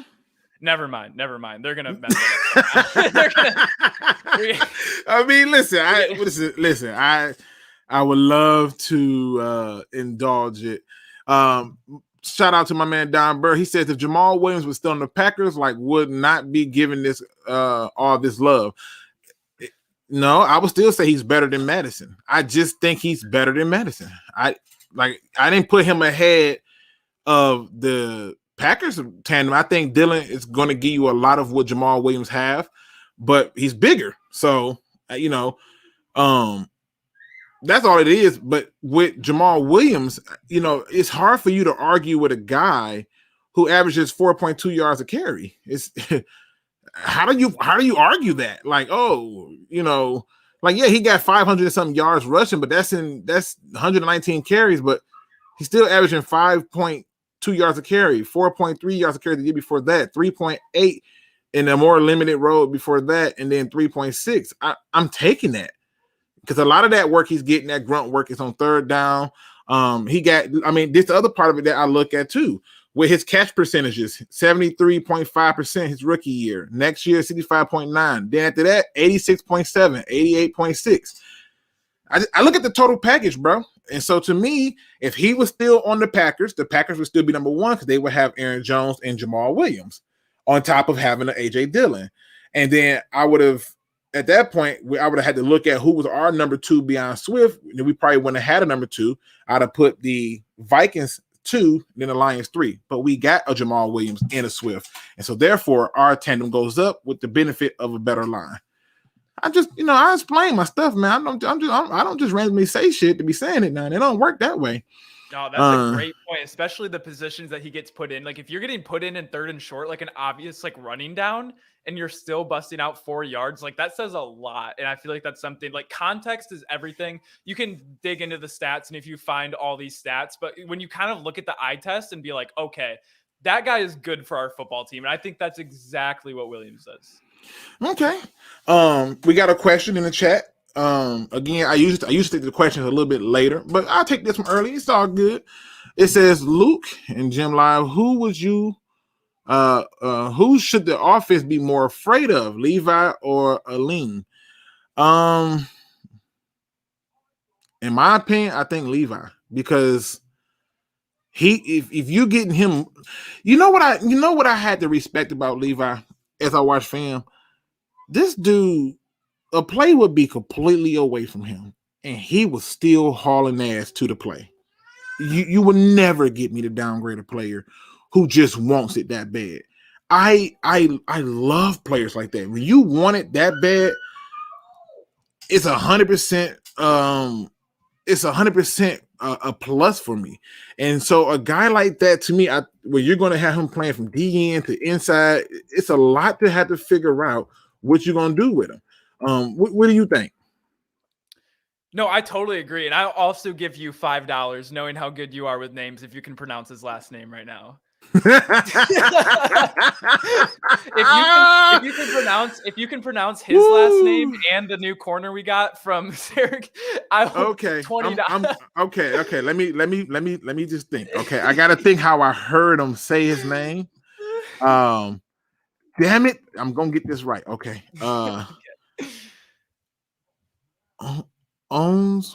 Shit. Okay, hold on. We need both of them. We don't go 1 for 2. Okay, all right. I'm gonna make this happen, y'all.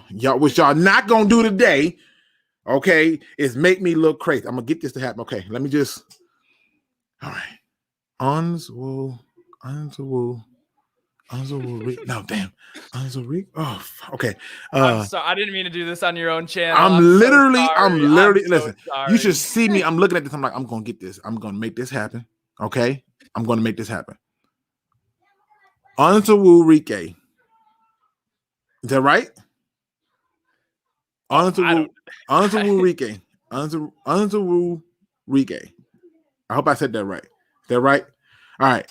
Now I gotta try to go for the second dude. Fuck my life.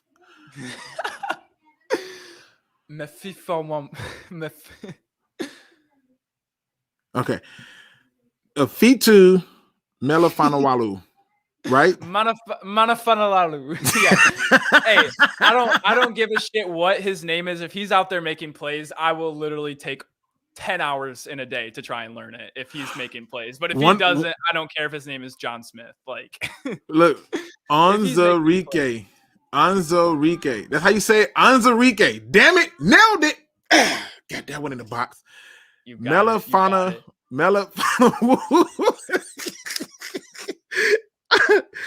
I thought Jim loved me. Apparently. Apparently, that's not what he came here to do to people. He just, the love is not as strong as I thought. It's all love. It's all love. Okay, so since I think you did a really good job talking about Levi, I'll talk about Aleem for a second because I really did like this pick. I found him later in the draft cycle because I knew like kind of around who was going to be the first round picks, but then I started looking about more kind of what would fit like the Lions situation. So I started looking at like these second, third round guys, and Aleem McNeil, he played a lot of like nose tackle, right? Nose tackle, yep, and like basically he played over the center. Yep. And what impressed me more from that is he was able to get after the quarterback, which does not seem like something. I mean, like you have pass rushers, you have like your blitzing linebackers, then you have freaks of nature who can get after the quarterback at a high level, like Aaron Donald coming from the inside. Aleem McNeil, stout, thick guy, super good first step, is going to be huge. And I don't think you can push him off the line because I think he's going to beat the center and guard off that first step. So what he does right there already with the run game, and on top of that, I was able to see him in college get after the quarterback. If he does the run thing from that nose tackle, I don't think the Lions will run, obviously. But if he's playing up front over like a guard and he's able to not being able to like get pushed off the line, because I don't think you're going to be able to, he's going to be too low and he's going to get off too quick. And on top of that, he's going to be able to get after the quarterback every now and then. I really, really like that pick. Okay, I can't kill you on what you said. I think the way they're going to use him and deploy him is very big. And like I said, we have a lot of people who is comparing him to Jerry Ball, which is another very good D tackle that the Lions had back in 1988. I think they drafted him, or 89. I could be wrong. It's one of those two. But he ended up being a stout D tackle for us. So who knows? And the mix says, but you really ain't seen Dylan play, Luke. But I really did. And yes, he didn't get a lot of touches because he was splitting carries between Aaron Jones and splitting carries between Jamal Williams. So when I got him splitting carries between two other backs, and then you finally go more so and try to get him more touches, I thought what I saw from him was pretty decent and impressive. And I'm thinking, well, if you give him more touches, it gets better. one particular game that stood out for me when it came to him. That let me try to figure out how I can word this. I don't want nobody to act as if though I'm not being fair, but I think when I look at him in terms of the games that stood out to me, obviously it wasn't like this, but the game against Tampa. So if y'all know that I like the Seahawks, I like the Buccaneers, and I like the Lions. I'm a Lions fan, obviously. But that game against Tampa stood out to me because it was just a slow grind. Let me run through you. You don't want these problems. Runs from him. He only had 5 carries, but he got 31 yards. That's pretty damn decent. If he got more carries, where else could he have a win? But again, it's just I just look at those little pieces and that's where I go with that. Let me see, make sure I ain't missing nothing else. Because we getting close to that time where we got to take their questions. I'll probably ask you 2 more questions and we'll make this speedy. First question is right now, who got the best chance of being your offensive player of the year on the Lions? Lions offensive player of the year. I think this is very fitting with their rebuild and kind of the direction they're going. But I think if healthy, it's DeAndre Swift. I think he's going to be a dynamic every down back, and he's going to play to all their strengths with what they're trying to do. They really went out for linemen. I think they're improving it a lot. Jared Goff isn't going to be, I hope they're not going to be asking him to do too much. I think Jared Goff does get the ball out quick, and when he has success, he gets the ball out quick. So having TJ Hawkinson and throwing to DeAndre Swift out of the backfield and running it, I think he's going to get too many touches, and he's good enough. And I think this whole season, realistically, is going to be set up for him to have a monster season if he stays healthy. I could pick that up. And because I think with this rebuild team, he kind of, I don't know if you ever play Madden. There's like no more. I don't. That shit. They got to fix that game. I have seen things happen in that game that I'm trying to figure out. Like, how does it happen? Like, I have literally did tests on Madden where I would like create like a 5'6" corner and make like the tallest receiver I can find, which is like 7 feet or something. And I want to see if I can just like body him. And I would be bodying this damn receiver, jumping up. I'm like, this is not making sense. Oh, no, the game's broken. There's no doubt about that. But it's still so much fun to play. If you're playing with friends online like that, nothing gets more competitive than a game of Madden. But how it kind of works is there's like end game, which kind of like it slowly builds. And towards the end, you have like the best running backs. And I see DeAndre Swift in this rebuild being kind of like their end game. I don't think Jared Goff is their end game quarterback. I think Penny Sewell is going to be their end game left tackle. I think they have some pieces on defense that will be a part of the final rebuild when they're making the playoffs or trying to contend. I think DeAndre Swift is good enough to be the running back on a contending team. So I think he's that good. And I think everything this season is going to be set up for just him we're going to see if he's it or not this year. Like, I really think there's no other way to like, look at it. He's going to run the ball. He's going to get a lot of passes from Goff. And I think from that alone, if he's who I think he is, he's going to put up the numbers to be the offensive player of the year for the Lions. All right. Now, Looney Tunes says, no, Luke, you said Levi was mad at first. I didn't deny that. And he wasn't my number 1 D tackle on my board. And for me, I liked it at least 2 other D tackles more. And so we got him. And I told people, I'm like, look, I get it, but I like the 2 other D tackles. However, just because I like the 2 other D tackles don't mean I cannot pay respects to the fact that he the fact that he wants the ball. I like that thing. And the attribute that I pointed out with him still holds true. I've seen play. I can literally just show you play after play after play where he's still chasing the ball, whereas I've had other defensive players and I've chewed them a new one in film study because these a-holes refuse to just keep running. I'm like, you never know what you might run into if you just keep running. And so, yeah, was he my first choice at D tackle? No. In fact, I even said we don't need a D tackle. I wanted them, the way the draft was going to go for me, I had us going offensive tackle in the first round, linebacker or safety in second. If we took a linebacker in the second, then in the third, we take a safety. Then I said in the fourth, I would then go like third to fourth because we had 2/3. I would then go receiver. Wouldn't even care if we doubled up on receiver. I didn't even want a running back. I was like, I don't need another running back. They took one, so it is what it is. And then I said, at that point, you can take whatever you want because I don't give a shit. I got my 4 starters. I filled 4 holes. So yeah, listen, I ain't shying away from nothing. I ain't got to fake that front. Who you think? So for me, I think the person who I think is going to have the best chance to be the offensive player of the year, and I'm just going to be honest with it, I think it's going to be, damn, I hate to say this because I think if anybody has a good chance of being an offensive player, it's Sewell, because he's already got the hype behind him, and if the line shows a great deal of improvement and he's performing, God, they're going to fall in love with him and it's going to blow up. Now, to reverse that, let's go to defense. Who do you got with the best chance of being your defensive player of the year for the Lions?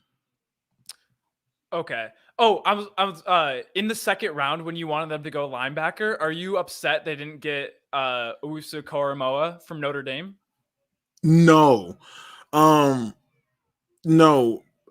I thought that they could go in that route, but then I started seeing messages pop up during that live where they said it's something about a heart condition or something.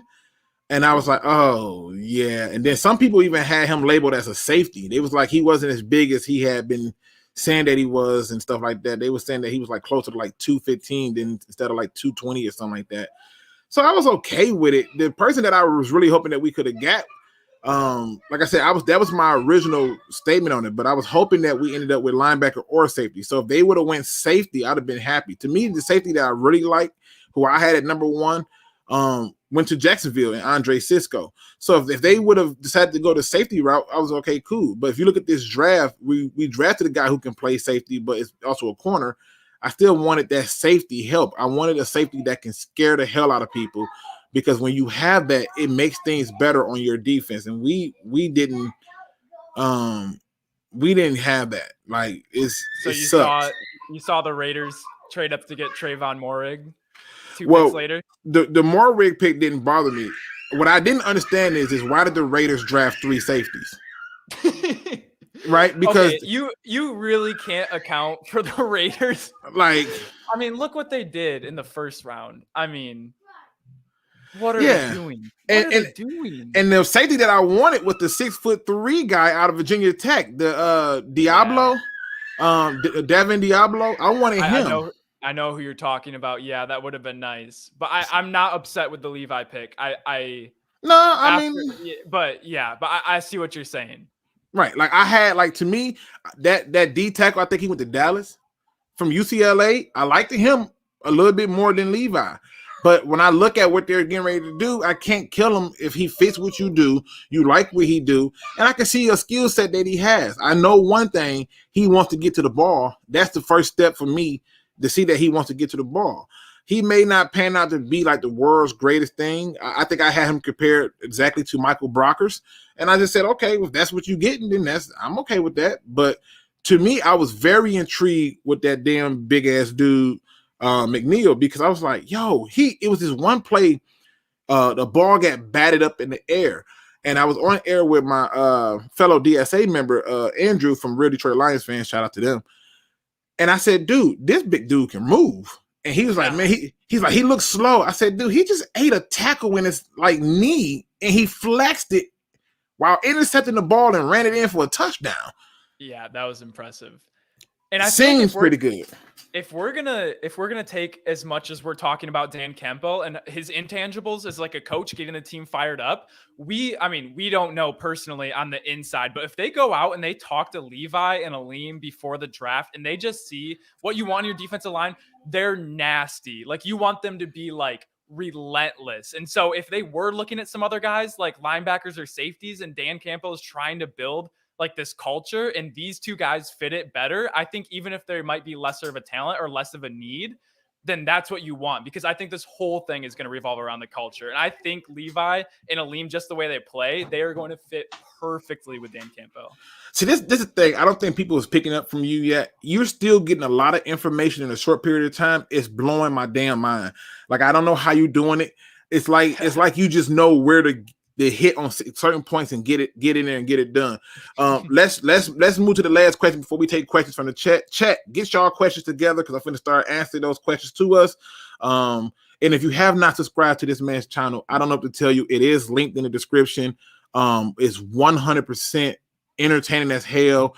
I don't even know how he's following all these sports and doing it. It's beautiful editing. It's just it's a joy. I was happy to see what he was doing. To the video on Dan Campbell, the video that he did on our first round pick Sewell, brilliant. The video he did on freaking Trey Lance, I was like, oh, he's nailing it. I'm talking about he's nailing it every chance he gets. So if you have not did that, please do so. Also, if you have not hit that like button, please do so.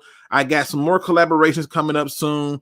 We'll get into that later. But in the meantime, please make sure you get those questions rocking and rolling so we can go through and knock them out.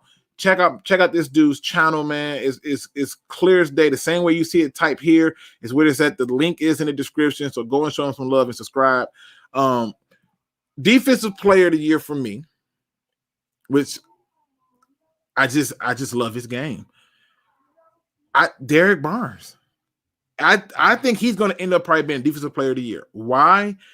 Because he knows how to track the ball. I always talk about linebackers being able to trust their first step and making the right first step. He seems to do that often. And the fact that he know how to get off blockers is another plus. The fact that he know how to he could play all the linebacker positions plus DN. I think he has the best chance of being our defensive player of the year. Who do you got? Romeo, where far out thou, Romeo? I don't know Shakespeare, but I knew this dude is a beast. I love when I watch Lions games. I loved what I was seeing from him. And I got even more high on him and more excited when I saw Aaron Glenn was going to come in and be running a 3-4, because right there, that makes you so much more dynamic. Because, I mean, like you mentioned, the Lions pass rush last year, objectively terrible. Sacks 26, sack rate 27, QB hits 37 or 32nd, pass rush win rate 20. Like, it was just bad. And so I think, but they have these guys out there that I think can go get it done. And Romeo is one of those guys. And I think he's athletic enough to go play the flats, play like the hook curl zones, get after the quarterback. And he's going to be able to do it from a standing up position, what he's used to, like with his hand in the dirt. I think they're going to take a guy and finally use him or put him in a system where he's really going to be able to shine. So Romeo is going to be my defensive player of the year. I ain't mad at you. Let's get into the questions, ladies and gentlemen, because this is your time. This is where it's a total takeover. You guys name it. You call it. We just here. We are at your mercy. Starting off with Motor City Thanos, thank you for coming in here as always and support. Hope all is well with you. He says, I think he's saying, how good do you think we will be with a 3-4? The last time we played a 3-4, we went to the NFC Championship. Yeah. Bingo. I mean, that's how good I think it can be. You any disagreements there or no? No, not at all. I mean, I just kind of hit on it. Like, I think it has the opportunity to be so much like more diverse and confusing, and just be able to play pressure or get pressure from more random spots and coverage better. Like, I absolutely love it. All right, let's see. My man's Andrew is in the building, or maybe real, but I'm probably going to guess it's Andrew from Real Detroit Lions fans. Shout out to my people over there. Make sure you check them out. As he says, hit them like button, people. All right, hit them like button. Steve-O says McNeil was a running back in high school. Oh, and he's a center fielder? Wait a minute. His big ass was a center fielder? Are you serious? How do we know this? That's impressive as hell. Okay. I didn't know that. I just did not know that. Wow. Motown Football says a feet 2 is 90 Eisenwide 2.0. Literally the same exact play. Now you're going to have me doing research. Thank you, Motown. Now I got to go and watch film and see if I see the same thing as you. That's big. That's a wow. That's a big one right there. Let's see. Jumbo G. Oh, that wasn't for me. I thought I saw the G and I went with it. Let me see. Emil Mac. It's an athlete dude, moves fast like Warren Sapp. Derek Barnes is fast. Defensive rookie player of the year, you mean? No, I mean defensive player of the year for us, just for the Lions, not for the league, just for the Lions. We're going to build this defense around Barnes. Watch. Well, they should. However they're doing it, I'm not mad at what they're doing so far. I'm trying to go through all these questions. I know I'm behind people, so do not kill me. Do not kill me. I try my best to make sure I hit on all of your comments. Let me come on down here. Any other questions? Just woke up. How's it going, friends? Appreciate you for coming in and rocking with us. It's going great. I think you're feeling good over there too, right, Jim? I'm feeling great. This has been so awesome. I could go for hours, but all good things have to come. Yeah. And again, listen, you come here once, you'll come here again, and we can even go over on your channel. We're gonna have some fun with this, okay? Just put on Capers tape of history for defense in the league. Let's see. Is there any chance we rent? I think he mean. Let me see. Do we rent ODB or Jones for a year or two? ODB. What's ODB? I'm not sure what he means. ODB. Who the hell is ODB? Or Jones? Brandon Blockton. Is there any chance we rent ODB or Jones for a year or two?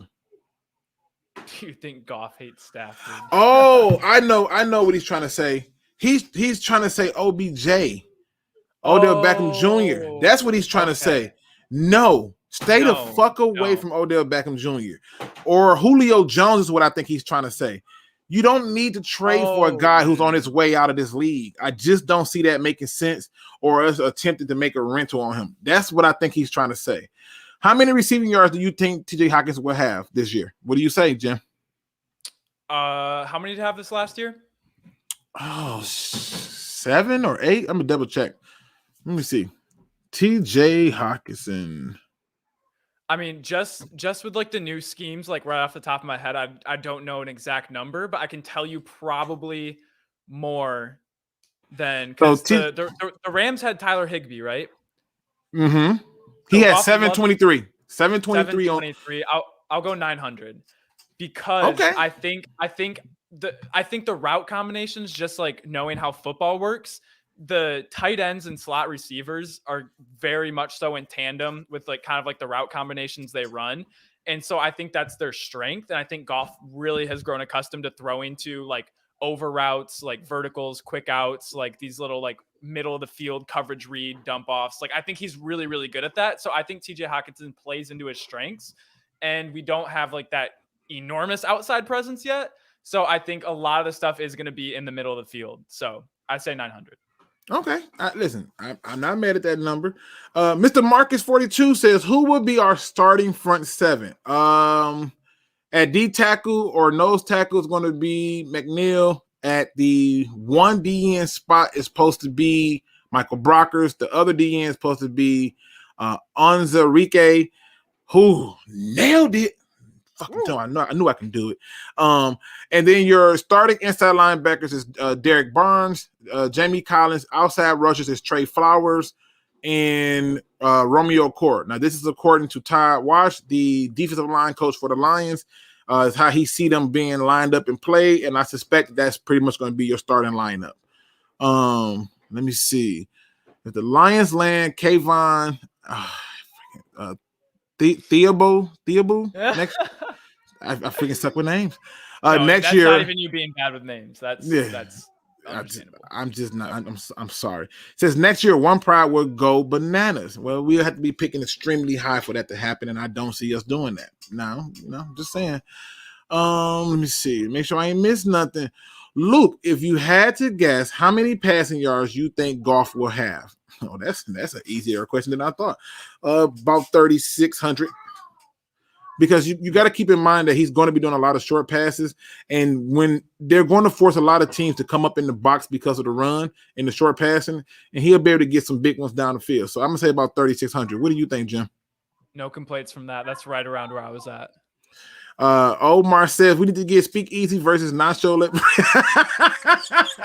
So okay, so SpeakEZ is another one of my DSA members that we all rock together and stuff. And so he also does MMA fighting, and he has started this thing where he says if Bruce Lee was alive and they got into a fight in the MMA match style, he would beat Bruce Lee's ass. And so that started it, and I just said, well, how about you just go against like Napoleon Dynamite, or like it just started this whole thing. But yeah, that's what that's about. Do you think Goff hates Stafford? No. Why would he?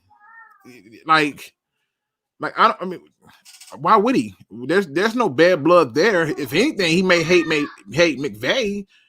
I mean, what do you think, Jen? You think Goff hates Stafford? I don't think there's really any reason to. I think with a trade, I think when players force a trade out, there's some animosity between coaches and the player. But I've never really heard of like beef between players that get traded for each other. Right. Yeah. Like it's no reason to. That's management. I think they understand. I feel like they've both been playing long enough or understand long enough that it's like definitely a business. Right. And I think the trade was like mutually beneficial for both teams. So agree. Here's a question for Motown Football. Who is your sleeper player on offense and defense, Jim? Sleeper. I have to go Amon-Ra just because we see this I'm with you. A lot. I'm with you. I mean, just to list a few, that's why I think building a team, the receivers can kind of like get in the mix of this. Like we have Terry McLaurin, DK Metcalf, Tyler Lockett, Devontae Adams, all taken in like late second, early third round. So you can get receivers at that spot. So who's to say like Amon-Ra isn't that guy? Like you can be that guy like at the receiver position in the third round. I think he's the sleeper. And I think, I think Jeff Okudah needs to be better. I think he has to be better. And I think I feel like you can be sleeping on him because I feel like a lot of people have already written him off. So I think he's going to come out and perform better than he did last year. Yeah, I think Amon-Ra is got to be the super for me. The way that they use Robert Woods and Cooper Kupp, oh my God, he's going to get targeted. Trust me. On defense, sleeper, Tracy Walker. I feel like it was, the biggest sleeper on defense that could shock everybody if he performs well is Will Harris. But I'm going to go Tracy Walker on this one. This is from Improve Your Mind. That's a beautiful and dope name right there. Do you guys think Levy got Aaron Donald potential? No. No. Aaron Donald's different. You can see it in college what made him special. Nah. I think if you leave him at, I think you know what? I think the best comparison in terms of potential is like Calais Campbell. Like that's your best comparison I can give you. Let me see. Yeah, I think it's a possibility we might die before we see someone that's head and shoulders or beating or better than Aaron Donald. Like that dude is once in it. Like to be in like an MVP discussion as like a defensive tackle is like unbelievably insane. And like defensive player of the year in and year out, like it's nuts. Who gets more sacks? Levi or Aline? This is tough. I think, because I think he's on the outside, and most pressure comes from the outside. So yeah, I don't think Levi would be the one. This is from Go Lions, 800 to 900 yards and 4 touchdowns for TJ. Do you think Adams developed into a number one receiver? Okay, I think he has a chance to do it. The question becomes, what needs to happen for him to get the opportunity to show it? If that makes sense. So if injuries happen and now he gets a chance to show it and he gets to show it for a couple of games, then yeah, he can take that spot and run with it. But that's the question. Is he going to get the opportunity? That's the issue for me. Let me see. Make sure I ain't missing nothing. Luke, ketchup bottle exploded again in your trunk. Huh? What you talking about? Barbecue sauce over here. I mean, they keep trying to. Okay, I saw hashtag ketchup man or ketchup something. I didn't know if that was another inside joke. so I told this story. I I cannot deny or confirm if this happened to me, but I told this story about a ketchup bottle that exploded in the trunk of a car in Arizona, and it caused a lot of damage from my understanding because it's a ketchup bottle, and why would you leave a ketchup bottle in the trunk of a car in Arizona? It wasn't, and again, the car was a rental, and so it may have or may not have been me. But I keep trying to explain to them I don't even like tomatoes, so it couldn't have been me. And I'm a barbecue sauce and hot sauce guy, but if it was me, it was really a bad, and I do mean bad situation trying to clean ketchup out of a damn trunk with light fabric. So just. That's what that's about. They trying to get people to self-incriminate, but I wasn't there, and I don't even like tomatoes. Okay, so I can't. Yeah, I eat Philly and Alfredo pizzas because I like white sauce. I don't even like pizza sauce. So I'm just they're trying. You're not gonna get me. Do you still believe in Tracy Walker? 100%. I don't think Patricia's scheme did anybody favors. Nobody. So yes, I do. Who will Green Bay and Bears quarterback when they play the Lions? The first time we play the Lions, the first time the Packers play us, the quarterback would be Aaron Rodgers. And the first time the Lions play the Bears, the quarterback would be Andy Dalton. That's my honest to God opinion. I don't see Aaron Rodgers going anywhere. That cap hit is ridiculous. Let me see. Make sure I'm missing nothing. So what's the least amount of guys we send pressure? The least amount we can get and still get pressure? 4. What you think? You think we do 3? No. Yeah, I think 4. It's about 4. Yeah. Yeah. Game is just business. Golf knows that. Let's see. Come on down. Barbecue sauce has tomatoes, right? Nope. Not my barbecue sauce. That's right. They're trying to get me. Stop trying to get me, Austin. You're not going to get me. Burnt charcoal bits and water. Thank you. That's right. Real people make barbecue sauce out of soy sauce and whiskey. And that's how a real man do it. Okay? Not going to get me. Levi is Grady Jarrett. Okay. Sometime later, go see the newest Lions YouTuber, Slight Sippage. I just subscribed to him. I forgot who posted him. Somebody posted him in the Discord. And I just found the channel. So I checked out one video. I'm going to check out a few more, and then we'll talk about it. That Lions fan says, does our defense remind you of the Steel Curtain? No. No. That's that's a little too generous. That's a little too much. I just don't see it. I just don't. I'll get a few more. Let me see. And then we get out of here. Look at this. You're wrong as hell for doing Pat Mahomes' favorite thing to put on everything. Like, that's poor tomato. Bro, I don't know what you're talking about. I don't know what you mean. I told you I was never there. Look at that U of M hat too on your head. Let's go. Go blue, baby. That picture been that way for a while, and I've always noticed that damn hat. I just was like, you know what? It's still Michigan. I'm not going to set trip today. But yeah, we got. There's a Nico Collins and a ketchup. Listen, let me show you. Listen, one comment. It was a whole lot of talk. I'll never forget this, man. It was a whole lot of trash talk they was doing with me, talking about how Michigan football team was going to put up 50 points against Michigan State and all this other stuff, and they lost. And I opened the show up with that right there. Let me take that off for a second. Hold on. So we can get that off the screen. So I opened the show up with that right there that says Green Smoke Sunday because they were talking so much trash. And then I decided to bump up the thing to go with A Nightmare on Main Street because we not only beat them, we beat them with a guy who didn't have an offseason.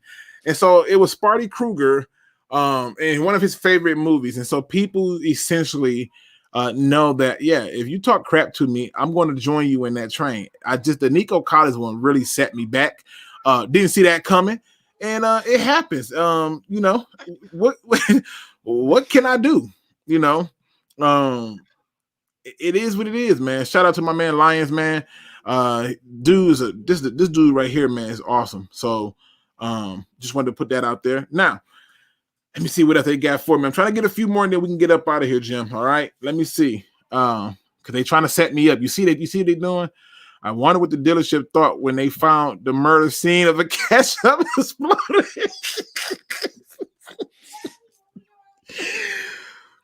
I don't know what they thought, but I can assure you, whenever they discovered it, they were not happy. I'm pretty sure they were not. Luke, white sauce, really? Yes, white sauce, bro. I want like the Alfredo cheese sauce on my pizza. I don't want that other stuff, okay?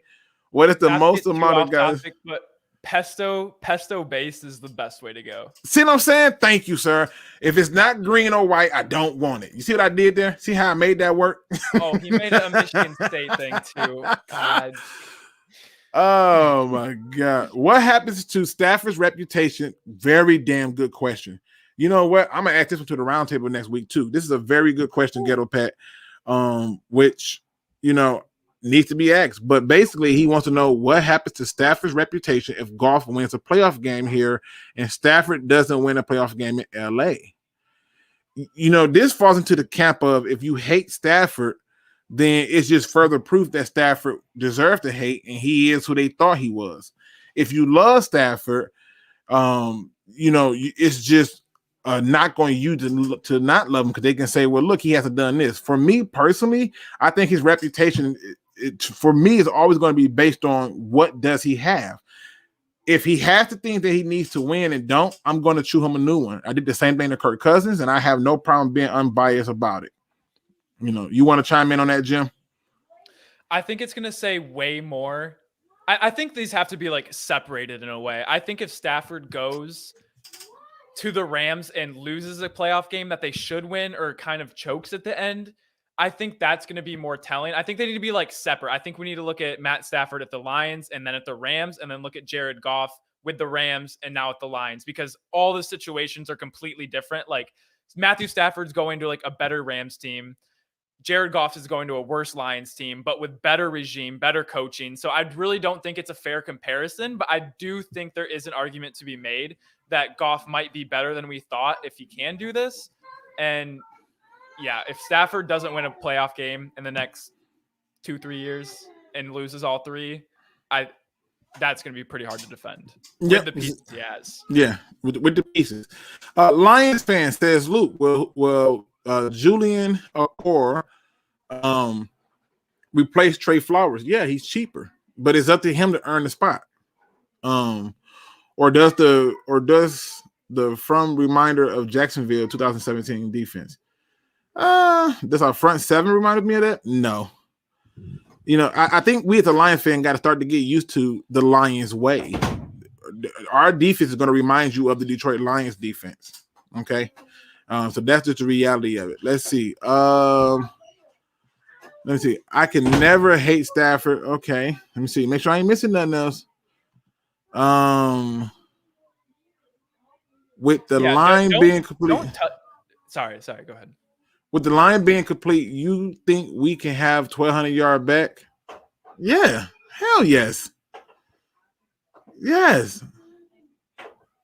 100%. I can see that. Okay, let me see. Make sure I ain't missing nothing. I'm trying to go through all these different videos. These different comments, man. I'm trying to run through them all, but I'm coming up on my time. And when my son comes in here more than 4 times, that's code for daddy bring that ass on. So, I know my role. Which team on our schedule do we shock and win? To me, it's the Ravens. That's the one that everybody think we just got to get our ass beat. But I think that game being earlier in the year is better for us. That's me. What do you say, Jim? Probably the Steelers. Damn. I mean, that would be tough in November. On the road. I think, I just think it fits into kind of what we've been talking about, just that the Steelers are a beatable team. Like, I absolutely think they are. And I think with like kind of like the more time controlling offense, and if the Lions go out there and have a really good game and are able to get the pressure like we've been talking about like this entire time, then I don't really trust Big Ben and what they have. So I think the Steel win that would really be surprising, but I also think it could happen, is the Steelers. Jimbo G's in rare form today. I see he's trying to make a case against somebody that didn't do anything. I'm just an innocent man trying to do innocent things. He says, Luke G, 130 degrees in Arizona, ketchup bottle exploded 4 times and killed 3 people and a senior citizen in the rental. Your family was pissed at you. I don't know what you're talking about. Again, I don't even like red soda, so that lets you know where I'm at. So just to put it in perspective, I'm not there. Sorry to see red. Doesn't even see red. Yeah, I mean, right. I don't even. Well, it's either blue or white or green and white. Okay, but either way, it's one of those two. So I'm just saying, this is a different team. 8-10 wins. Vern Van, I'm with you, bro. Listen. Jim thinks it's between 5 and 7. I think it's between 8-10. I refuse to believe that we can't do it when I watch a team go from 4-12 in the Rams to 11-5. I watched a 9-7 go to 11-5 here in Detroit. Why can't we do it? I just, that's not me even putting hope out there. It's just me putting facts. So here, Jim, we like to do this thing called a final thought, which gives you a chance to give the people a final thought, and you can also plug your channel or anything you want to put out there. Letting the people know, where we at, because it's ultimately about us trying to get to that thing right there on the screen. So give me your final thought, Jim. Final thought is I just love, and if you've been listening to this whole thing, you might have heard me seem like maybe overly critical, but I hope you've picked up on the excitement I have for a lot of the players, especially in the front office, the players are choosing out to get. I love the direction they're going. I love that they're focused on the offensive line, their running back, their defensive line. I think the next step for them is to really shore up the defense, get a top 10 defense in the league. And then I think in the 2nd, 3rd, 4th round, build those weapons offensively with the receivers. And that's where you're really going to get some guys and some steals. Love the direction they're going. And plug my channel? Yeah, plug that channel. You better make sure you plug it. It is linked in the description. So, yeah, plug it. If you love Detroit Lions football, subscribe to this channel because this is the best you're going to get. Consistent, awesome. I love it. If you want to hear a more diverse, all 32 teams, random topics, random players, coaches, front offices, check out my channel, JEMLIVE, JEM Live. And I post, I didn't post today because I was in preparation for this, but I try and post every single day. I am on summer break. It's a grind. Try and put out high quality content. It's going to be about 5 to 8 minutes. It's going to be a different topic, different team almost every single day. I do get in my ways a little bit and like to talk about Stafford and the Lions, but that's just natural. But I like to keep it as objective as possible. So if you really want to stick your feelers out there and hear some stories, what's else going on in the NFL, check out my channel. 100%, man. I don't know how he gets so much damn information in a short period of time. It's impressive as hell. To answer your question, Trent Boyette, I hope I said that right. Will the Lions have a 100-yard rusher in game 1 of the season? Yes. Yeah, you're going to get a heavy dose of the run, a whole lot of 1-2 punch, and who in the hot hand is going to keep doing it. Dan Campbell said in his press conference, if we got a guy who's hot and the running game is working, we're going to keep running the damn ball. That's been a problem with the Lions. They have not stayed with what was working, and I think that changes this year. Here's my final thoughts, people. Thank you all for coming in here, rocking with me. If you are new to the channel, please subscribe. I do go live Monday through Friday, generally between 5 and 5:30. I always post the video up before then, so you want to hit that notification bell so you can know when I'm going live.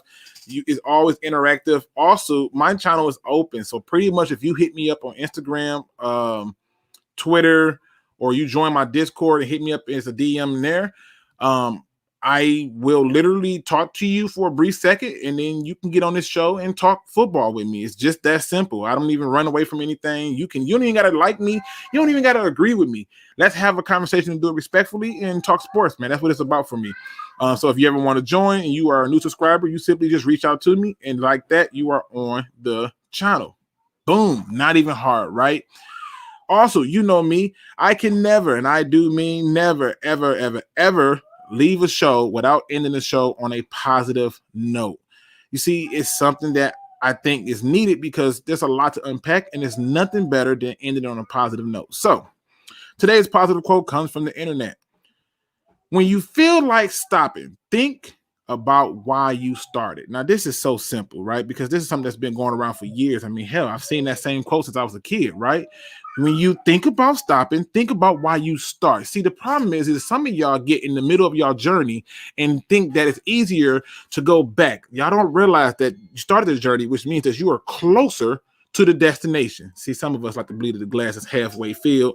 I pretend to think that the glass just needs a little bit more motivation to get to its destination of being either filled or my ass drinking it to empty. Either way it go, I'm going to complete the task of finishing the journey. I know why I started my journey. Do you know why you started your journey? And if you do know why you started your journey, then you should know why you need to finish it. See, there's this thing that gets in your way where you just want to act as if though you have no accountability to yourself. But if you don't hold yourself accountable, if you can't finish what you start, and you can't find the motivation to go forward, and you have children, then remember, when they quit, whatever they quit, they learned that from you. Let that sit in there for a minute, and I want you to just dwell on that. And with that being said, ladies and gentlemen, please make sure you go out, subscribe to JEMLIVE, where you're going to get it. You got to check out his video on Trey Lance. You got to check out his video on Dan Campbell. You got to check out his video on Penny Sewell. What he does is different. It's different. It's special. It's quick. It's right to the point, and it's a whole lot of information in a very small package that's very enjoyable. I cannot thank you enough for joining me, JEMLIVE. I appreciate you so much. And as always, ladies and gentlemen, I say this once, I say it again. Don't be no chump, please. Please do your research. We'll be back at it again on Monday. We are out.